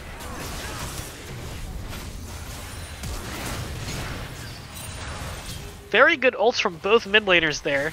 The Swain keeping the Nico off of him, and the Nico abusing the Swain pull to try to get the stun off. As we know, Kane is not a real champion until he gets his form unlocked. So Absolutely. Ihiri is going to want to just fight Ornn as much as if he is going for Red Kane, he wants to just fight Ornn as much as possible, even if it doesn't come out to anything. Ornn hitting 6 before the Garen does. That's very interesting. Ornn also already having Bramble, heavily disincentivizing the Garen from fighting him. Yeah, Ornn does not want to does not want to fight Garen. He just wants to be left alone to hit minions for as long as possible. Garen ignoring that immediately and going in. Being scared off by the Ornn W though, which does do a surprising amount of damage.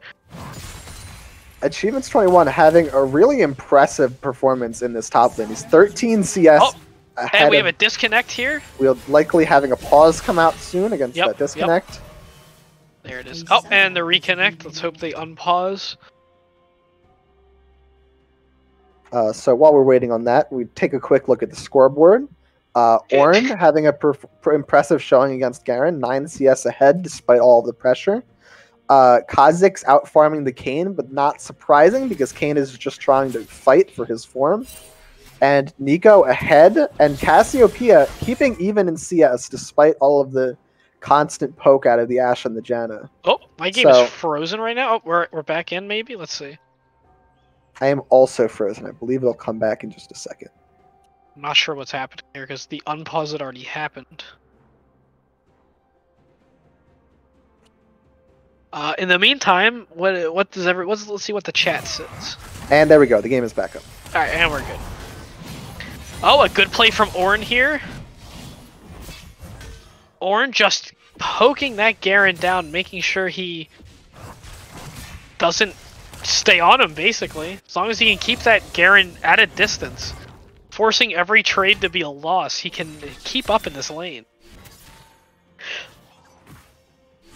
So I think the thing that we're going to have to look out for is, in this game, is once Cassiopeia starts to get some items, she is going to be doing absolutely insane damage when she has the Leandries and the... Oh, stun on the Teemo, but... No, but the blind on the Ashe stops the initial burst of damage. That's the heal coming out. Burn ticking down. Oh, but the Janna steals the first blood from the Cassiopeia, but Janna might also just die here. Oh, the knock-up from the Janna. And it looks like Janna's gonna... Oh, the Kayn ultimate! Cassiopeia taking the ult from the Kayn, but Janna does go down there.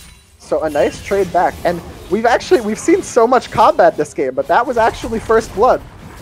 It doesn't quite feel like it. I'm not surprised it's there. Oh, this might be a kill on the... This is a kill on the... Oh, no, the flash!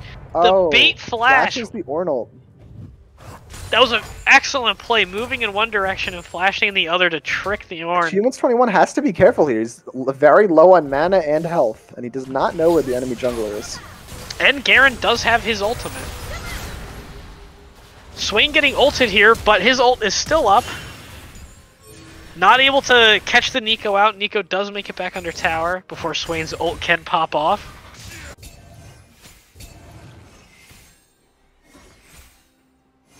Misfortune bot. Clap for the word, everyone. Rift. Oh, RIPDusty putting the top once again. Oh wait, the knockup not going off on the Ornn? Oh, an excellent ultimate from Kolossal Kortex on the Ornn, whose tower knockup did not seem to go off. Really good play there. I must be the blind caster. I did not see that Rift Herald get taken. I believe. In hindsight, I believe RIPDusty took the Rift Herald while the Ornn Garen 1v1 was happening. I think it was during the bot. I think it was during the bot play. So they went ahead and used that Rift Herald top lane.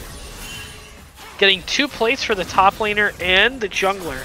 But Ornn also confused as to what happened there, because he did make contact with the tower, it just did not knock up. Those Rift Herald plates, actually the only turret plates taken so far in this game. All of them are still available for both teams. Oh, Swain potentially getting picked here. Yeah, Swain getting picked here by the Nico. Caught out by the Nico. Really good play by Snack the Dipper. Role swap this game. He was a mid laner last season, and he's showing how the skills that he learned. Yep, and mid and jungle looked like they were about to invade, but now they're going top to help the Garen. Ornn almost getting the revenge here on the Garen, but the Kane's here to interrupt. Oh, RIPDusty missing the W here. The counter gank. The gank by Garen Ihiri missing and the counter again. gank Oh, by but Dusty. this could be a snipe. Not quite the snipe they needed.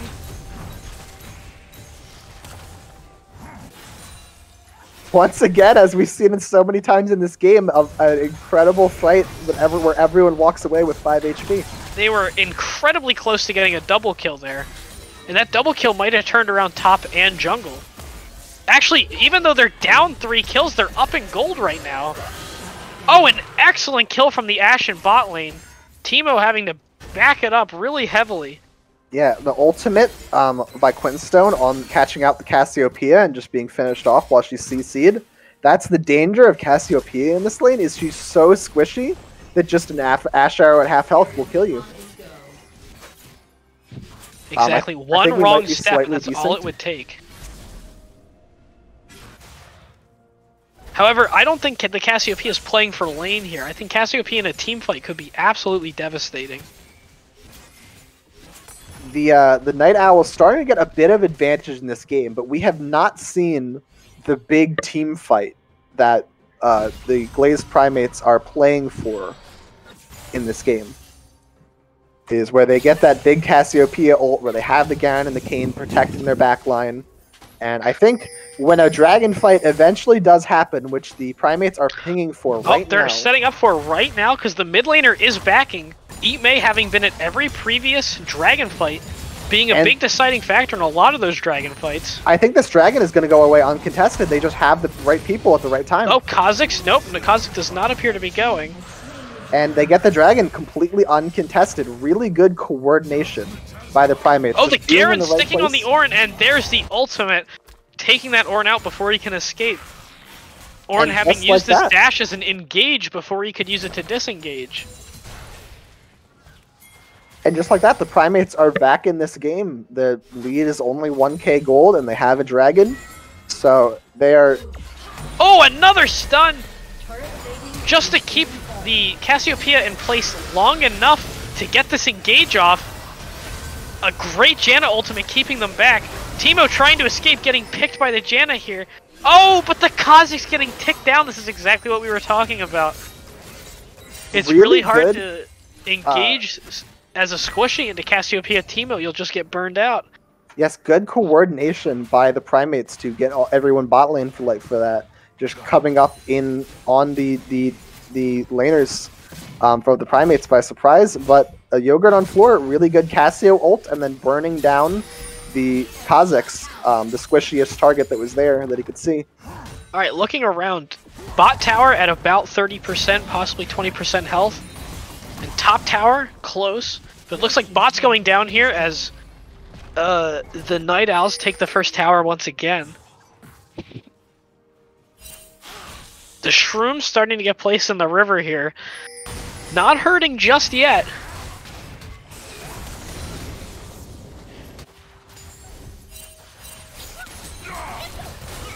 Another great root and Q from the Nico. Snack the Dipper doing a lot of damage, chunking Itme for half her health with one Nico combo. Nico getting that good combo off over and over again.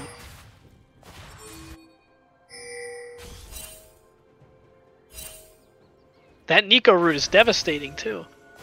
Kha'Zix definitely doesn't want to get rooted here because Kayn coming in could be an entire objective since Rift Herald is almost up. Ashe with the Immortal Shield Bow already. The shield bow that you were talking about, gonna make Ashe very resistant. Gonna give her Ashe that is big gonna be shield. very, very tough to burn now. Because once she drops below 40%, that big shield popping and all that lifesteal coming back up. It may not be totally safe though, because the shield does only last for 3 seconds. Once it goes down, the poison may still be ticking on you. Very true, very true. But Ashe is now contesting the Garen because of Ashe's innate ability to slow, and it looks like the Ornn is going to lane swap and go down and bot with the Janna. Ashe can land against Garen if she just only farms with Q, just stands back. Quinstone's gonna... Quinstone having 33 CS left on his call that he bought at level 1. It's okay, Quinstone. No one saw you miss the cannon. We need a clip on that. Somebody clip that. Clip that as proof that he's inting. Oh, but Quinstone never mind. He walks It's up a little too far. He walks up just a little bit too far, and just like that, great pull in mid lane, yes. One, but 2 kills for the Night Owls. Kills are becoming more and more even now. I don't know if Ashe against Garen was the best play there, but Quinstone they did get 2 kills for it. Did even ult the Garen in the face, and he just tenacity through it and kept walking at him. Garen with his W giving him tenacity to just walk or straight through the Ashe Tower. He does not care. And this is top tower going down here. Red side top turret also very low as a potential, but blue team not having a good split push here. I'm sorry. Looks like Kayn and Garen are going to try and take this Rift Herald.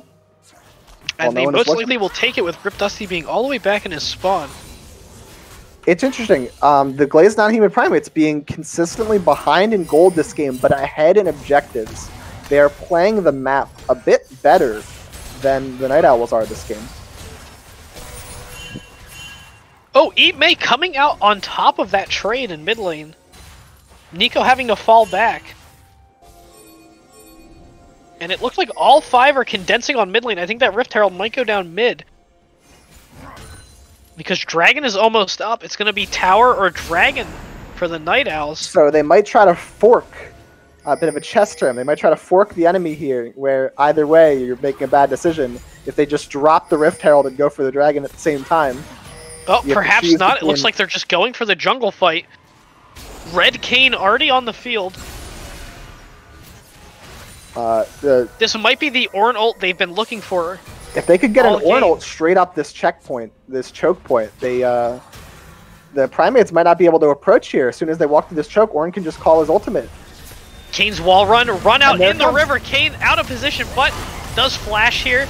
There's the ult. There's the Nico down. Nico trying to ult, but goes down. Ornn getting silenced. Oh, but Garen putting in the work, chasing off the Ashe. And we saw during that team fight the damage out of Yurgard on floor. They left him alive for half a second, and he burned away almost their whole team. Exactly what they've been looking for this whole time. I don't think they should go for this dragon here. They're just they're basically feeding it to the Ihiri. Ihiri healing because Red Kayn, that's what he does. Oh, but Kayn down. Ashe getting silenced by the Garen. They've given up dragon to the Glazed non-human primates. And that is the team fight that Glazed non-human primates really needed in this game. It looked like it was going to go really bad for them at the start. The Ornn had his ultimate right through the choke point like I was predicting. It caught out Socks, and they were immediately separated, but they were just not fast enough to kill the damage dealers of non-human primates. Snack the Dipper and Yurgard on floor just dishing out damage, completely melting the front line of the Night Owls. And once the re-engage happened with Garen still alive and none of the tanks on the Night Owls able to stop him, he just ran down over Quinstone and Ihiri. That's all he needed to do. That's his entire purpose. Is just spin and hit Stride Breaker if they get too close, and then just smack them out. Uh-oh. Orin in the wrong place at the wrong time here. Might be able to take on Ihiri, but Ihiri does do a lot of max health damage as Red Kayn. Oh, Garen got a pick on Kha'Zix. There's a huge fight going on in the topside jungle. Janna having to flash out. Almost getting burned out by the Cassiopeia. And it looks like we're seeing a big turnaround in this game. The Night Owls have been ahead for quite a while, and now they're running for the hills from the large death ball of the Primates. And this was 4-man top, but they don't have the Rift Herald. Ihiri making his way over, probably going to drop it mid here. And yep, he's dropping the Rift Herald mid while the rest of them split push top. So now they're pressuring 2 towers at the same time, really making a lot out of the advantage they have right at this second. Quinstone dodging that root.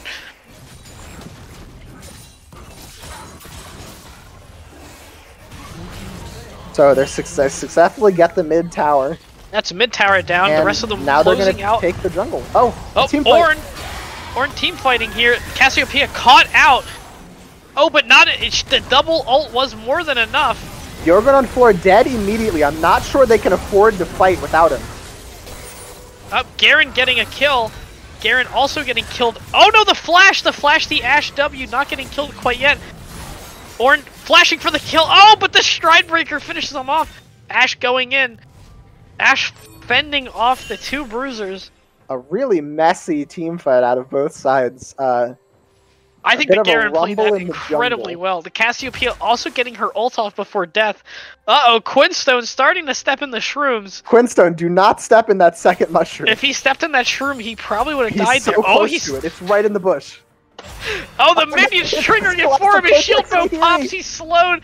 Ihiri going in to try to finish him off. Oh, but Janna there just in time. Hopefully there's no more mushrooms in the base. Go back and heal Quinstone. That almost went incredibly poorly for Quinstone. Very scary when you're so low on HP and there's a mushroom. You don't know if there's a mushroom right behind you. Cassiopeia already being 2 items in, almost having tier stacked. Not going for the double burn just yet. So I think we might have a quiet minute in this game here with no objectives up. Except for Baron, which neither team can really afford to just start. They will be setting up for the dragon, spawning soon. And I think going into this next dragon fight, I think the Night Owls have a lot of reason to be scared. That's right. They've need to lost their gold lead, and they've lost their momentum. So they However, really need to get Ornn is slowly coming online here, getting his first advanced item. Upgrading his own mythic here, as he does. The Forge Fire Crest. Ornn's passive this game giving crazy good stats on all of his upgrades. As it does every single game. Quinstone apparently still has 12 CS left on his Cull, which he has had since minute 1. He'll get it eventually. He will get it eventually, if only he'd hit that cannon minion. We have the sweeper war against Teemo here in the jungle as Dragon's about to spawn. Because this is the Teemo support's entire purpose here, is to make them waste their Oracle lenses here, to try to just clear out. The Primates, once again, giving river control away to... But it looks like it might pay off here. RIPDusty having to back out completely. Oh, but just as the Dragon spawns, they take Just back as the river Dragon control. spawns, Garen getting an excellent play on the Kha'Zix. Now is the time when nobody wants to get They're getting caught the out. pick on the Nico. It seems Nico having to flash this while they take the river as they were focusing down the Nico. Kayn rightly going for the Ornn, who probably can't fight him here. This Dragon fight could potentially decide the rest of the game. As the Kayn is going in, the fight is starting. Ornn ult, Ashe ult. Double not hitting the Garen with that double knockup. That's the flash out of Teemo. Cassiopeia most likely going to ult the second she comes out. Nico missing her ult and getting knocked up by the Ornn dash there. Kha'Zix getting the pick on the Teemo, going after the Garen. Getting the Garen, that's another shutdown. Oh, almost getting the third kill on the King. It's just Ashe left, it seems, but oh, Ashe is definitely going to die to this Nico. Oh no, sorry, Swain died first, then the Ashe. And as we can see from the end of that fight, that is all it takes for the composition from Glazed non-human primates. All you need is one tanky man and Cassiopeia standing behind him. That's all you need to finish off that team fight. I think at this point, what they really need is a pick. If they can get a pick on one of the damage dealers, it's all over. But they have such good zoning, Garen and Kayn both. That is the third dragon for the primates. They are on soul point. What the Night Owls really need to do before this game starts getting out of their hands is they need to be able to kill Cassiopeia. She has to die at the beginning of every team fight, or she's going to kill all of you. And we saw the attempt this team fight. She was actually almost caught out, but that Zanya's Hourglass saving her and giving her the time that her team needed to kind of step in. And we're here at this point, the Glazed non-human primates finally getting the gold lead over the Night Owls. The Baron play potentially coming out here, or at least the setup for a Baron play. I really hope they do not try to start the Baron. I think it's more of a pick brush type situation. Janet going to tornado the pick brush. And Swain with the vision. Just to be extra sure. 2 wards even over the wall. I think the primates are just looking to try and get maybe a free pick by posturing at the Baron. Yep, 1 or 2 picks here, but Ornn spotted in the bot lane, who walked right past the control ward, lets them know that top lane might be free to start pushing out again. Ornn is going to try and alleviate some of the pressure of the Baron faking by just going bot. And everyone's just going to hang out for a little while. And both bruisers, both burn characters and both bruisers moving together. So we see the Teemo support out of Sox this game not serving as a traditional support, providing CC and anything, because they don't. Quinstone taking minion aggro. But Sox just serving as a second damage dealer this game, another source of threat for the front line to kind of bait for. So even if the Cassiopeia or the Nico does die, they still have another threat to kind of come in. So they have the double Leandri's, double poison, really putting a lot of with the damage removal and of pressure. adaptive helm, there's not really much you can do. The Ornn still building Abyssal Mask, which is probably the right play here. Absolutely needs some magic resist on the side of the Night Owls this game. There's Ashe just also so building much Wit's End. magic damage. Wit's Ashe End. building Wit's End, which is a good call on your part. It was fairly obvious that it was going to be a Wit's End game, considering it's 3 AP threats and it's such a strong item in the first place.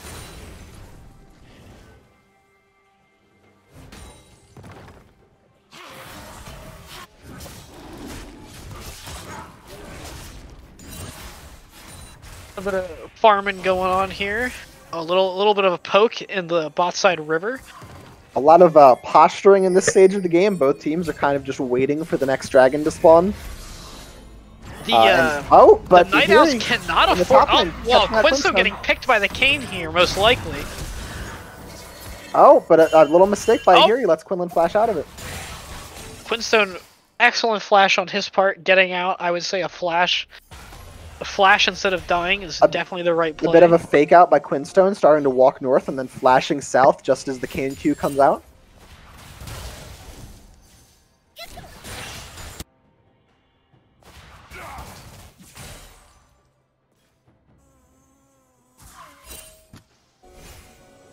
So, what do you think? Looking for a pseudo pick on the Nico, but getting stopped by the Cassiopeia Teemo coming up the river. So, what do you think both teams are going to be looking for in this next dragon fight? One single pick on either side. So we've got the Kha'Zix stealth jump in and the Ash Arrow out of the Night Owls, and then we got the Nico bind. Well, here might be that pick right now. Ornn might not be able to make it out. Ornn The is whole not team the is easiest right champion here. to pick. Ornn is not the easiest champion to pick, even Not with the 3 easiest people champion on to him, pick, he but just walks they away. gave it their all there. Ornn making it out at half health. He does taking have aggro from teleport, 3 so he characters. is going to be able to go home and come back with full HP if he wants to, but he's going to have to do it Interestingly, now. the gold lead is shortened once again, down to only 300. Ash getting the upgraded mythic next. Actually, Ornn may have recalled too slowly. If they just start, oh no, he's gonna come back right back. He's keeping directly in a dragon pit. I'm not sure if that's the right play, but he's there. So they have managed to set up a little bit of Teemo shrooms in this river right before this fight, which could be very impactful. It's going to be very impactful. They're going to try to funnel into this river corridor here, where all of the Teemo shrooms are.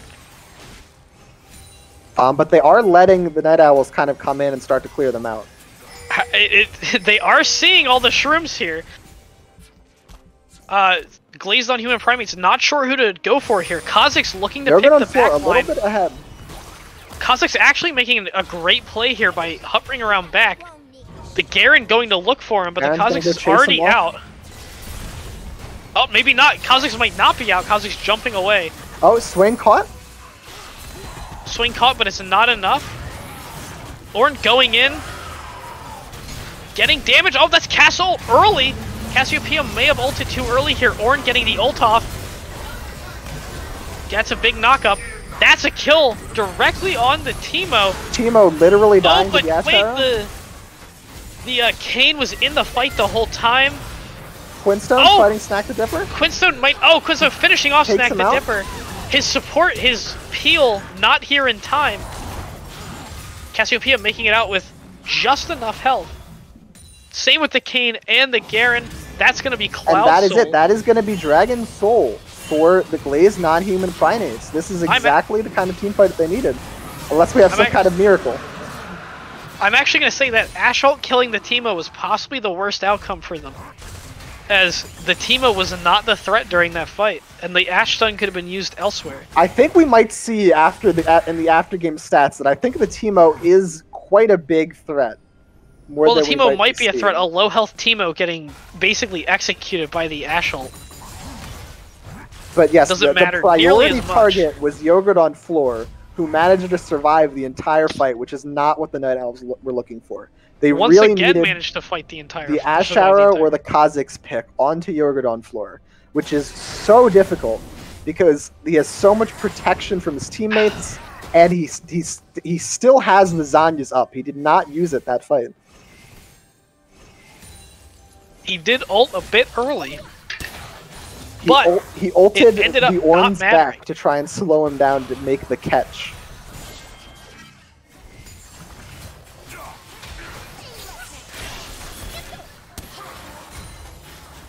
Another team fight popping up here mid.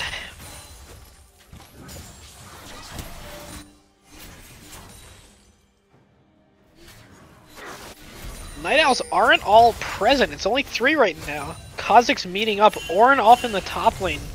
Keeping that word pushed out. Fortunately pushed out. for the Night Owls, it was a Cloud Soul that was taken by the Primates, which is generally considered the weakest Dragon Soul. But that movement speed could make a big difference for Cassiopeia. Cassiopeia and During the Teemo. team Every time fights. Teemo throws a shroom, it basically gives him a slight movement speed I buff. think it does have a cooldown. Yeah, there is a 30-second cooldown on the Dragon Soul effect. So your ultimate, every single Teemo stream will not be giving him the movement speed. But the Cassiopeia ult, giving her a bunch of movement speed, will make her so much harder to take out in these fights. She can just run around. Cassiopeia also getting faster as the game goes on. Oh, Dusty getting chunked by the Nico here. Teemo putting in all the poke he possibly can. And Ornn getting his 3rd upgrade out onto the Swain. So we see the Primates, once again, posturing at the Baron here. I don't think they have any intention of starting it, but they want to make the other team think Juggernaut that they do. floor and excellent Zonia's there. stopping himself from just getting blown up by the Kazakhs. Kazakhs being not quite a misplay both games, but certainly not the strongest pick they could have picked. They are actually going to try and start Baron here with the enemy jungler down. They might be looking to turn, because it is not super safe to be trying to do the Baron with 4 people alive. The Ornn ult's coming. Only gets Kolossal Kortex.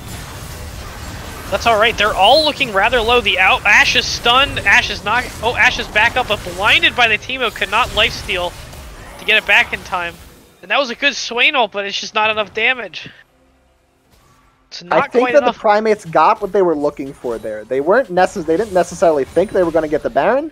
They just wanted to try and get some kills, try and bait the enemy team into being forced to engage on them, because they have to stop the Baron. Oh, Ornn trying to get the quick pick on the Cassiopeia, but it just wasn't going to work. Achievements 21 has to come check again. They have no vision. They don't know if they're actually, which went right back on the Baron after that fight. Up, Janna certainly overextending here, getting picked as well. That's 100% going to be Baron for the Glazed non-human Primates. The Night Owls just did not have any vision around the river, and they lost their Ornn and their Janna for it. They just weren't able to. They didn't have any information. This could also end the game right here. And this is going to be the Baron for the Primates. They're going to try and run this right into the beast. We got 2 backing, 3, 4 backing. Everybody go home. We just had a team fight. Yep. We got gold to spend. They're going to spend their gold. Zanya's Hourglass for Nico, Steric's Gauge for Garen, Morella Nomicon for Timo. A lot of completed items, giving them more power, and they're going to try and go end the game with this Baron buff. Hopefully so, as this Baron buff, and they're kind of at the part of like a good peak for their power. And if we look at the scoreboard here, it's almost flipped around. The Garen being 12-1 this game, giving the Glazed non-human Primates an advantage. The Kayn also being 5-1. Almost swapping positions on the teams. The Cassiopeia might be the most important character on their team, but the Garen is doing a really, really good job at just being in the way, stopping anyone from trying to kill the Cassio. Garen does have the zone, and he's going to do it right here. He's zoning the Ashe. He might just kill the Ashe flat out. Nope. Shielded out. The Garen running away. Maybe a little too ambitious, but oh, Quinstone almost trying to make that the basic attack. Snack the Dipper getting a good pick on the Ashe. Garen and Kayn, like it's almost a repeat of last game. Bruiser jungler and a big beefy top laner just running down the squishies. Kolossal Kortex and Ihiri have completely flipped the paradigm from last game. This time they are the two tanky partners. Garen just running it out. Ornn trying to split push, but I do see what you mean. The paradigm is flopped, and there's nothing they can do about it. Unfortunately, Kazakhs just can't keep up. Misfortune Bot, you are a Janna. You cannot stop the Cassiopeia from taking your inhibitor. That's also a very big wave with reinforcements coming in. Achievements 21 trying to fight off 2 bruisers now. He's on the run. Misfortune Bot just getting killed under the Nexus turret by Cassiopeia, by Jurgen on the floor. They're pinging that Elder Drake, but they probably don't need it. The Ornn wasting a lot of time, but he's definitely not going to make it out here. Yeah, there's the ult from the Garen. Yeah, with, once again, 2 people dead, the Night Owls can't afford to try and contest this Elder Drake. I think this might be the checkmate from the Glazed non-human Primates. They cannot contest the Elder Drake, but they also can't afford to let it go. There's not much they can do, unfortunately. All it takes to stop Ashe ult is just someone stand on the other side if Quinstone had tried to snipe it there. But he does not. Honestly, I don't know what the point is of backing. You could just ARAM it here and probably end the game. I also think they might have wanted to not back there. You have Baron, you have Elder. Garen is level 18 and very large. We saw last game by the Night Owls of, if you can win the game right now, you should just go win the game. Yeah. Misfortune Bot dodging Timo streams that he did not know were there. matrixing walked those right Teemo around shrooms it. like nobody's business. I'm not quite sure what the Glazed non-human primates are doing right now. I don't think they need to farm. I think they should just ARAM it. Just walk it down mid. I also think that I don't think they should be farming jungle camps right now. And the Garen is I think they backing can go once end the game. again. He must have an item to finish. It. What is it? I mean. Black Cleaver. He wanted Black Cleaver. Okay. Fair enough. And Very there's important. the Sorelia's upgrade from the Ornn. We have some characters starting to ARAM it here. The rest of them hovering top jungle, waiting for that Garen. Setting up a pick to make it easier here. Oh, They they're might just end going up going top top lane. lane. There's a large wave there they can take advantage of. They have no more Baron buff. But They they still do have the Elder buff for now, just though. so much more stats. And the Garen's going to stay mid. They're going to do a little 4-1 here. And the super minions are pushing the bot lane for them. So they're going to have all 3 lanes pushed here. It's an excellent macro play So here. Swain has Hovering- to go bot just to deal with the super minions. Ornn realizing he probably doesn't want to fight that Garen.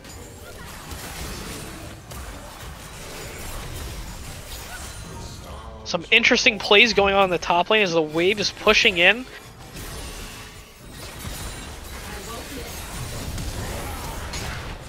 Ihiri looking for a pick.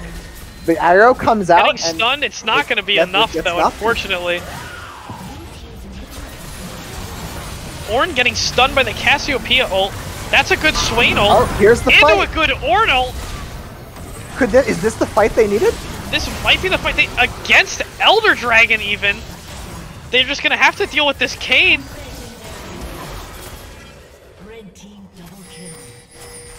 Oh man, a 4K for the Night Owls. Oh Not quite my. out of it yet. 2 inhibs down, but The this Night is a lot Owls of gold are for the saying They are Quinstone. not done yet. They have an amazing team fight. Exactly what they've been looking for all game, with the Ornald just hitting everyone.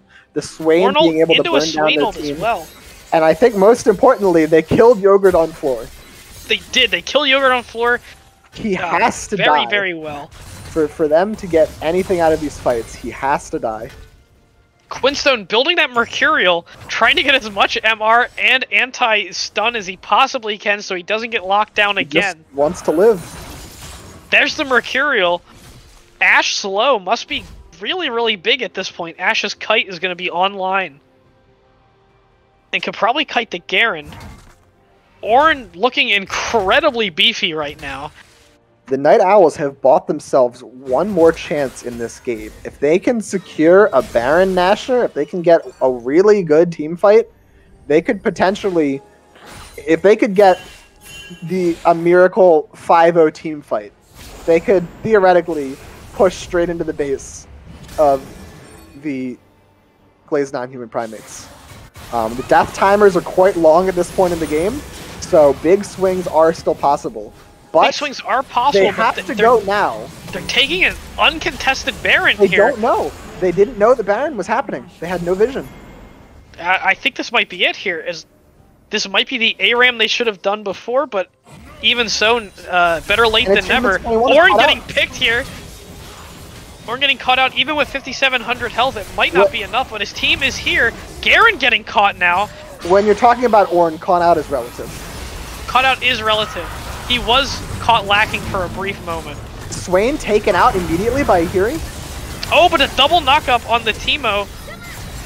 And the Garen. Garen flashing out, trying to keep on the Kazakhs to keep him out of the fight. Where's Cassiopeia? Cassiopeia trying to go in, popping some Qs off. It still might not be enough. Only These one person on each side Baron dead so enhanced far. minions are gonna melt this inhibitor. Only one person dead on each Nico side. flashing into a missed route on the Ashe. They understand that the Ashe could do a lot of work here if they don't take her out. They don't need to kill them. They just need to hit all their buildings. But they don't seem to want to. They're pulling out. They're going for that second Elder Dragon. You want the second Elder Dragon. They're going to take all their jungle camps. I'm not sure if this is the right play. They are letting them catch up a little The bit. Primates are in no hurry to end this game. They I don't have know if that's the items to correct buy. play, but They like it when they see all 6 items filled out in their hotbar. Garen is at full build here. You know, Cassiopeia, she still has an Oblivion Orb. She wants a full item. Cassiopeia actually not having a double burn here. Only having one burn item and relying on her abilities to do the rest of the burn.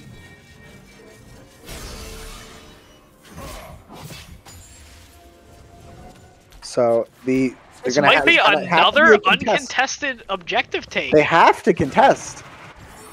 With 2 inhibs down, I don't think they can justify it. It's just going to be Dusty and Janna Yep, here. Dusty is gonna try, but I think he went in too early. Oh, he got picked long before he could He was too early. smite that. And with him down, all the other characters have to run now. They don't want to get picked. Quinstone having the GA, but I don't think it's going to be enough. I think this might finally be the end of this game. They're going to need a good Ornn ult to stop the relentless push here. They still have their damage. Kayn and Ashe are both still alive, and they have the Ornn ultimate. They have a chance. You're going to floor. They're not letting him get close enough. Oh, Cassiopeia going in on the Swain. Swain ticking out here Cassiopeia just for the Baron, completely or the killing Dragon Swain. buff. Ihiri ulting onto the Quinstone. The Trying to Ornn keep ult- him out. The Ornn ult is too little, too late. Too little, too late. Elder Dragon is too much, and that's going to be game over. A really exciting game between the Night Owls and the Glazed non-human primates. The Glazed non-human primates showing that this is what they can do. They can take the comps you've never seen before. With the Seraphine Soraka, and now we're seeing it again with a different double AP bot lane. I mean, I think it this works. is going to be It's a almost really like exciting team going forward to see what they can do. It was almost like a themed bot lane, a double tick damage bot lane. Honestly, I don't know if we could have asked for a better end of that game. It was a very exciting game. So now that the game is ending, we're going to be doing wait, we have a interviews. clip in chat. Let's take a look at this clip real quick in our Discord channel if you're not a member. So we're going to be having interviews in just a second. If anybody in the chat has any questions for any player or team, please post them now. We, as the casters, will ask your questions. All right, well, we actually have the clip in chat, and I think we should start off with that. Let's watch. I'm going to watch this clip one more time. Before I ask my good friend Achievements21, let me watch this clip one more time in full screen, just so I can make sure you actually hit the tower. Make sure you hit. Make sure you. Oh, hit you hit the tower. Start stop real quick. Wait. Make sure you mash the start stop so you can see it kind of in slow motion. You know what I mean? How do you how do you feel about that early game scuff? Just kind of from Rito's point of view. How do we feel about it? I mean, if you watch the ensuing 4 seconds, yeah, what a play stopped by inconsistent game mechanics. what a Not that Garen, you didn't play it as well as you possibly could. You probably just should have died there. Huh? Well, I don't think I would have been 0-1. What do you have to say, Mr. Kolossal Kortex? It was definitely close. It was My heart may definitely have been pounding.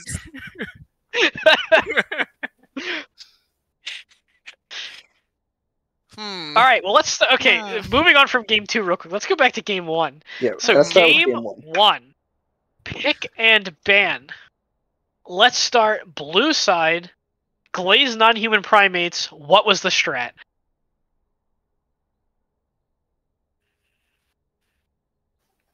Well, I don't think I'm your guy for leading. All right. Ihiri is muted. Yeah. Okay, Ihiri. What's the strat? So for the first game, it was kind of just like, let's do a typical game, see how we can make it work. And we really wanted to kind of spread our attention on what we kind of consider our priority lanes. And it just didn't work out in our favor. Like we didn't have the vision upkeep. We didn't have the general pressure. I fell significantly behind in terms of trying to assist things and move around the map properly. So it really kind of hindered the team from my position because we just didn't have the same presence that Jarvan had. And Dusty did an amazing job in making sure that he kind of kept me down while also trying to take advantage of everything across the map. There was also just like, there was a team that decided to give up their moral compass and play Tom Kench. Oh my god. And Well, so, hang on. at that hang point... hang on, Ihiri. You had an Irelia on your team. I don't know if you could be pointing fingers here. She bought point fingers Vampire because regardless, Tom Kench has no you have loss. you have Irelia- two Elo bandits against each other. Irelia bought point? Vampire Acceptor and was full build. I don't want to hear it. Not that's that The moral pot compass is of calling the kettle black. I mean, nah, it's that Tom Kench. Like so here's the thing, is like you can smack an Aurelia and her health goes down. You smack at Tom Kench and it's just like, what are you doing? are you talking about that play where 5 of you jumped on him and he just walked it out? Yes. He's just like, oh, let me just not have to use my abilities and just stand there and kill all of you with just Thornmail. Because I don't take damage. All right, It's now over. Very skillful outplay. Hey. Over to the Night Owls. What was your pick strategy besides just picking Tom Kench for game 1? Say again, sorry? What was your strategy for game 1 besides just picking the Tom Kench? Besides just picking Tom Kench?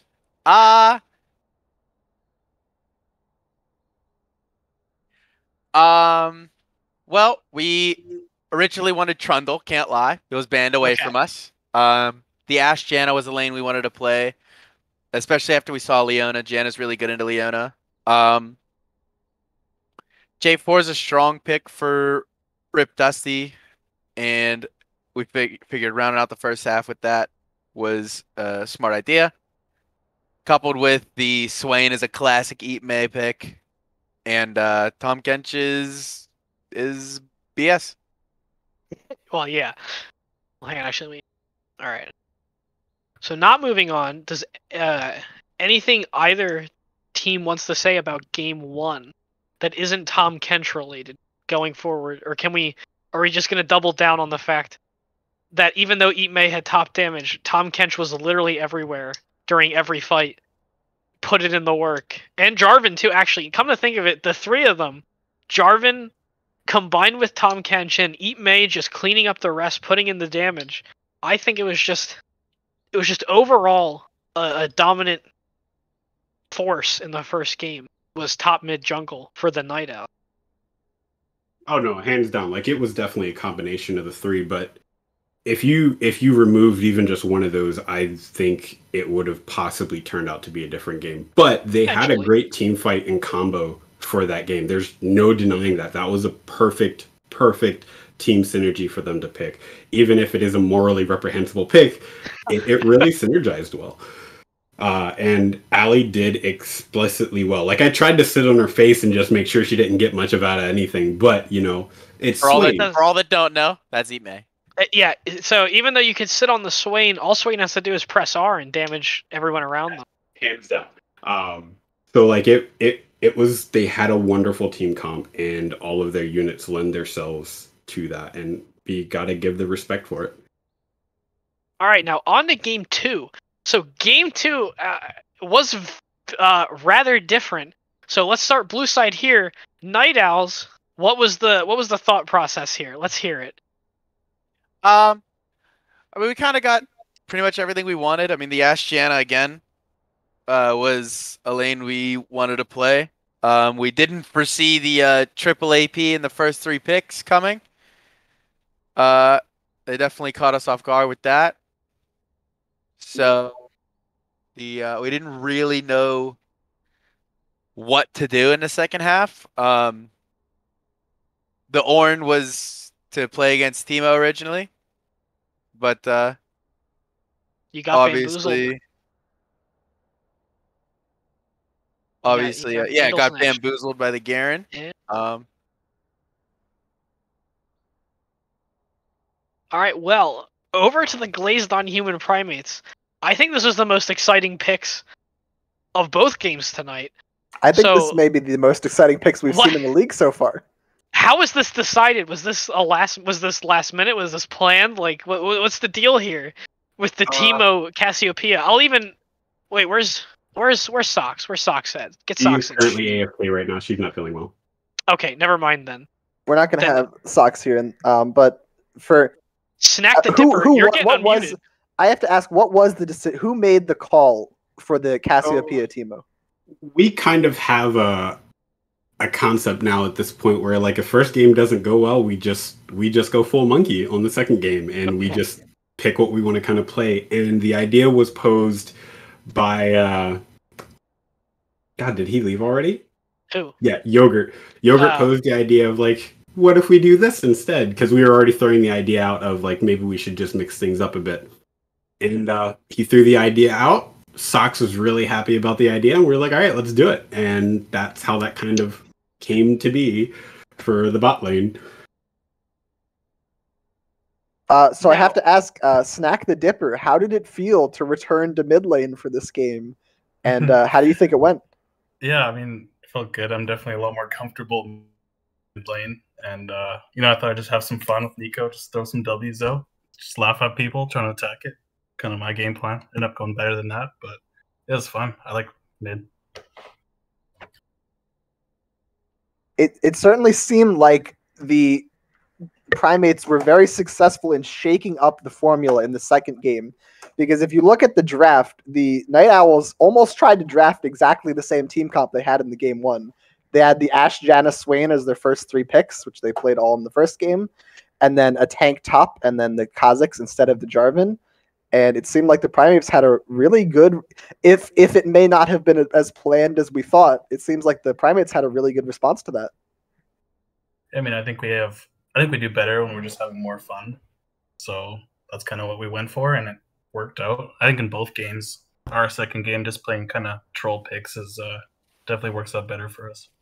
I have to kind of give credit where credit is due for people on our team, though. Like we highlight that we want to pick and ban according to people's strength in their lane and things like that, like what we don't want to deal with. So if you beat our ass in the first game with something and we realize the other thing can be sacrificed, we're going to give it up and like we're going to ban the other thing instead.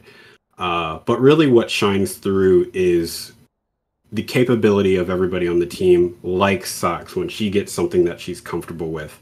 Like, yeah, she may not necessarily do the best early, but she can eventually pick it up in her own way. Same with top, same with mid. Everybody really, like, it seems really disorganized, but we kind of do our best to pick accordingly within our champion pools, but also what we know we're going to be probably going up against to make it. It's a bit more, it's chaotically ordered. So there's definitely order to it. It just, there's a lot of abrupt planning that happens in like 3 seconds, but it kind of works for us so far that we're finding. So yeah, no, it's interesting. So I do have to say, something me and Guabafet noticed was that the dynamic had sort of switched, where in the first game, the Jarvan and the Tahm Kench were roaming very heavily, putting a lot of pressure together as a duo. And in the second game, it was the Garen Kane double bruiser combo. Just keeping people down, moving in on basically isolated targets and just beating the shit out of them. The Garen especially going after the Kha'Zix, who just couldn't seem to find what he was looking for, which was an easy pick on the Nico or the Teemo or something. Something along those lines. It was very interesting to see that. Yeah, we learn our lesson. You know, we're a bunch of monkeys. That's the point of our name. And we learn from example. So we saw the example and we went, we can do that in our own way. So like it was I tell Kortex all the time, we need to get you somewhere. We need to get you going. And so that's kind of what I did. Like that was the focus. Once I knew he could handle himself relatively safely, and he was able to start transitioning out of lane, I knew that we would have something better in the future. So then it just took me, when we went into the game, it was decided I was going red Kayn. There is no blue Kayn, no matter what came up first. And then we ran with it from there once we had enough, because I'm not going to die. Like, unless you lock me down and burn me instantly. But that worked, they blew everything on either me or Garen, and then everybody else could wrap up for us, and easy clap. So you heard it here, folks. The strategy out of the second game: monkey see, monkey do. Yeah. All right. Any questions in chat? I'll give you a minute if anyone wants to type any Yep, out. we're still waiting to see if there are any questions at all that chat has. So I think we might have to look out in the league since it is apparently his idea. We're gonna have to look out from YoPlays if they pull out this Cassiopeia pick in some of their games now that they know the strategy and has seen it work. And we're gonna have to continue to watch out for Glazed non-human primates pulling out any strategy in the book or ones that are not in the book. Yep. Speaking of that, is this a sign of more crazy comps from Glazed non-human primates? Yes, we are We'll pretty never much tell. the equivalent of like unicorns of love for our own little degenerate team. Like, we will do anything crazy that we think will work. We have no qualms. If somebody literally says in our team chat, "I want to do this for the first time," fine. We will run it down mid and see if we can make it work. Yeah. So basically, if you're trying to plan against them, it might not work, is what they're basically saying. That is another question I had for the Glazed non-human primates: is how did it feel to get 2 Soraka bans this series? To know that you've put the fear into your enemies. It was just really funny for us. Like, we were all, ironically enough, laughing and then hooting like monkeys at the sight of it, because it's just like, oh, you just banned it twice and we're not even thinking about picking it. Good job. But don't tell them that. So it works because we pick stuff that really is annoying for people, and then people try to plan against it, and then we may not even. Chances are you're running a very dark 50-50 of us not even trying to play it.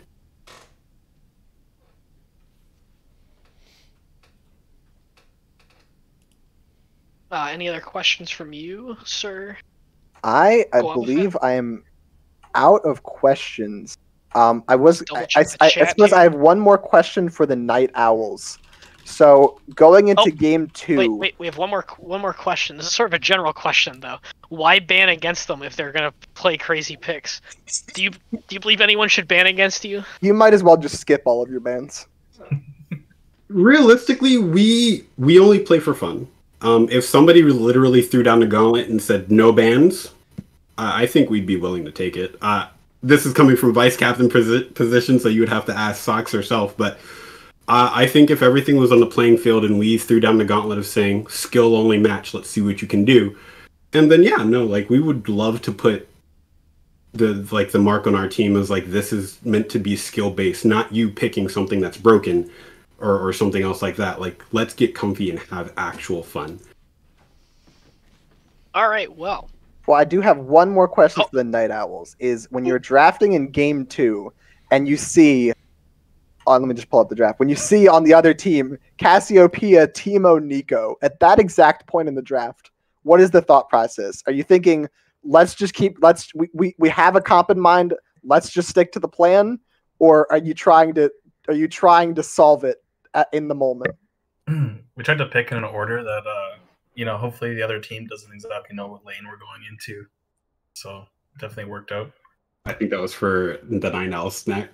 That was a Night Owl's question. I was asking, how do you respond to the Cassiopeia, TNO, Nico?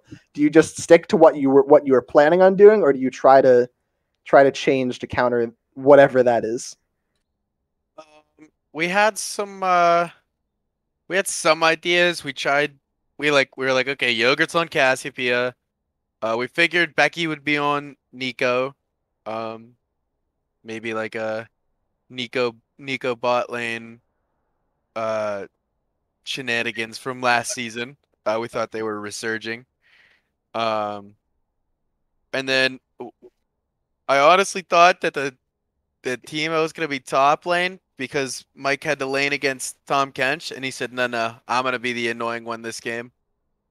So he picked TNO, but alas, I did not see the hidden OP cheese bot lane coming out of the double poison effect. But yeah, we kind of just kept on keeping on. We were like, we don't really know what to make of this. We don't know where these guys are going. It's not like we get any counter picks, so just take what we're good, take what we're doing, take what worked in the first game, and try to build off that in the second game, and did not work out in the same fashion.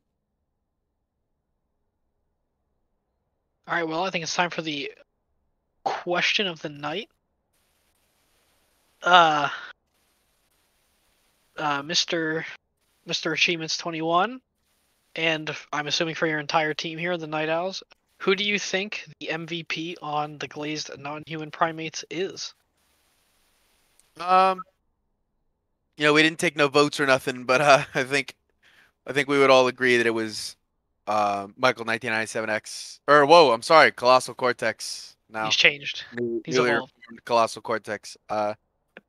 Even in the first game, you know, getting first blood on the solo kill, still doing a lot in the side lanes, even though we were starting to win team fights around the map, providing a lot of pressure. And then in the second game, just absolutely taking over. I think pretty clear MVP would be Kolossal Kortex.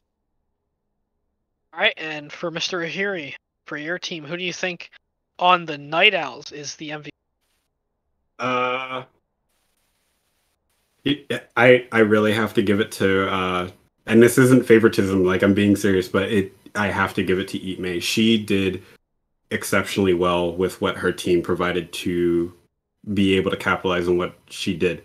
Like realistically, yes, it may not have seemed it up front if you're looking at moments where she got picked off and things like that, but she was able to help provide a consistent, steady source of annoying ass damage that, like, regardless if we tried to keep her down, she was still presently there for game one. And yeah, no, that's all I could really say about that one. Fine, yeah. So we have Eat May doing an incredible amount of just raw damage on Swain, constantly providing for her team, and Kolossal Kortex, just an absolute wall in the second game. No one can touch his Cassiopeia, running down the squishies on the enemy team, being an absolute menace. Garen. Yeah. He was Garen. Yeah. Bodyguarding for his Cassiopeia. Gotcha. That's what I meant to say. And well, I think that was an excellent performance from both teams. It is 1-1, so not quite in anyone's favor today. But I think we all love 1-1 series here. Yeah, 1-1s are great. The Night Owls, though, they have a pretty consistent thing going on, in my opinion. Even with 2 subs, I think the core team is more than enough to push them over into what they need. And Glazed non-human primates just being that absolute wild card pick. You can never know what to expect. If they don't know their own strategy, it's impossible to strategize against them. And I think that's just incredible. So, more or less, though, I think this is where we're going to call it. This has been an excellent night tonight at the start of week 2. And any closing remarks from anyone at all? Guabafet, Ihiri? I have heard a rumor started by me that the Glazed non-human primates choose their champion picks using a dartboard. I'm willing to agree to that. Alright, it has been confirmed. We can neither confirm nor deny these allegations. Also, someone check up on Yogurt. He did not come out of our voice chat the same man he came in as. Yeah, no. Yeah. The primates we might talk to you. We taught him a little too much about the sauce. Right. Evolution regresses every time you talk in that chat. He stared into the ape, and the ape stared back. I just want to give shout outs to Achievements 21. Thank you for letting me sub. I always love playing. I'm not just a top lane main. Please let me sub. Quinstone, for ADC. I have a question for you. Quinstone. I like playing game. Quinstone, I have a question for you. Yeah. Did you see when you missed that cannon minion in top lane? Did you see that I only missed 1 Ash arrow out of the whole series? Yeah, but did you see that one cannon minion you missed? That's not true. It set you back a lot with that call, buddy. I missed one. He did miss a cannon minion on stream, but it's okay. No one saw it. Yeah, it set you back so much with that cull. It was insane. That might have cost you that game, honestly. I blame Quinlan. Yeah, blame me. All right, well, I do think that's where we're going to have to call it. Thank you, everyone, for tuning in tonight. And I think that's it. Thanks for watching.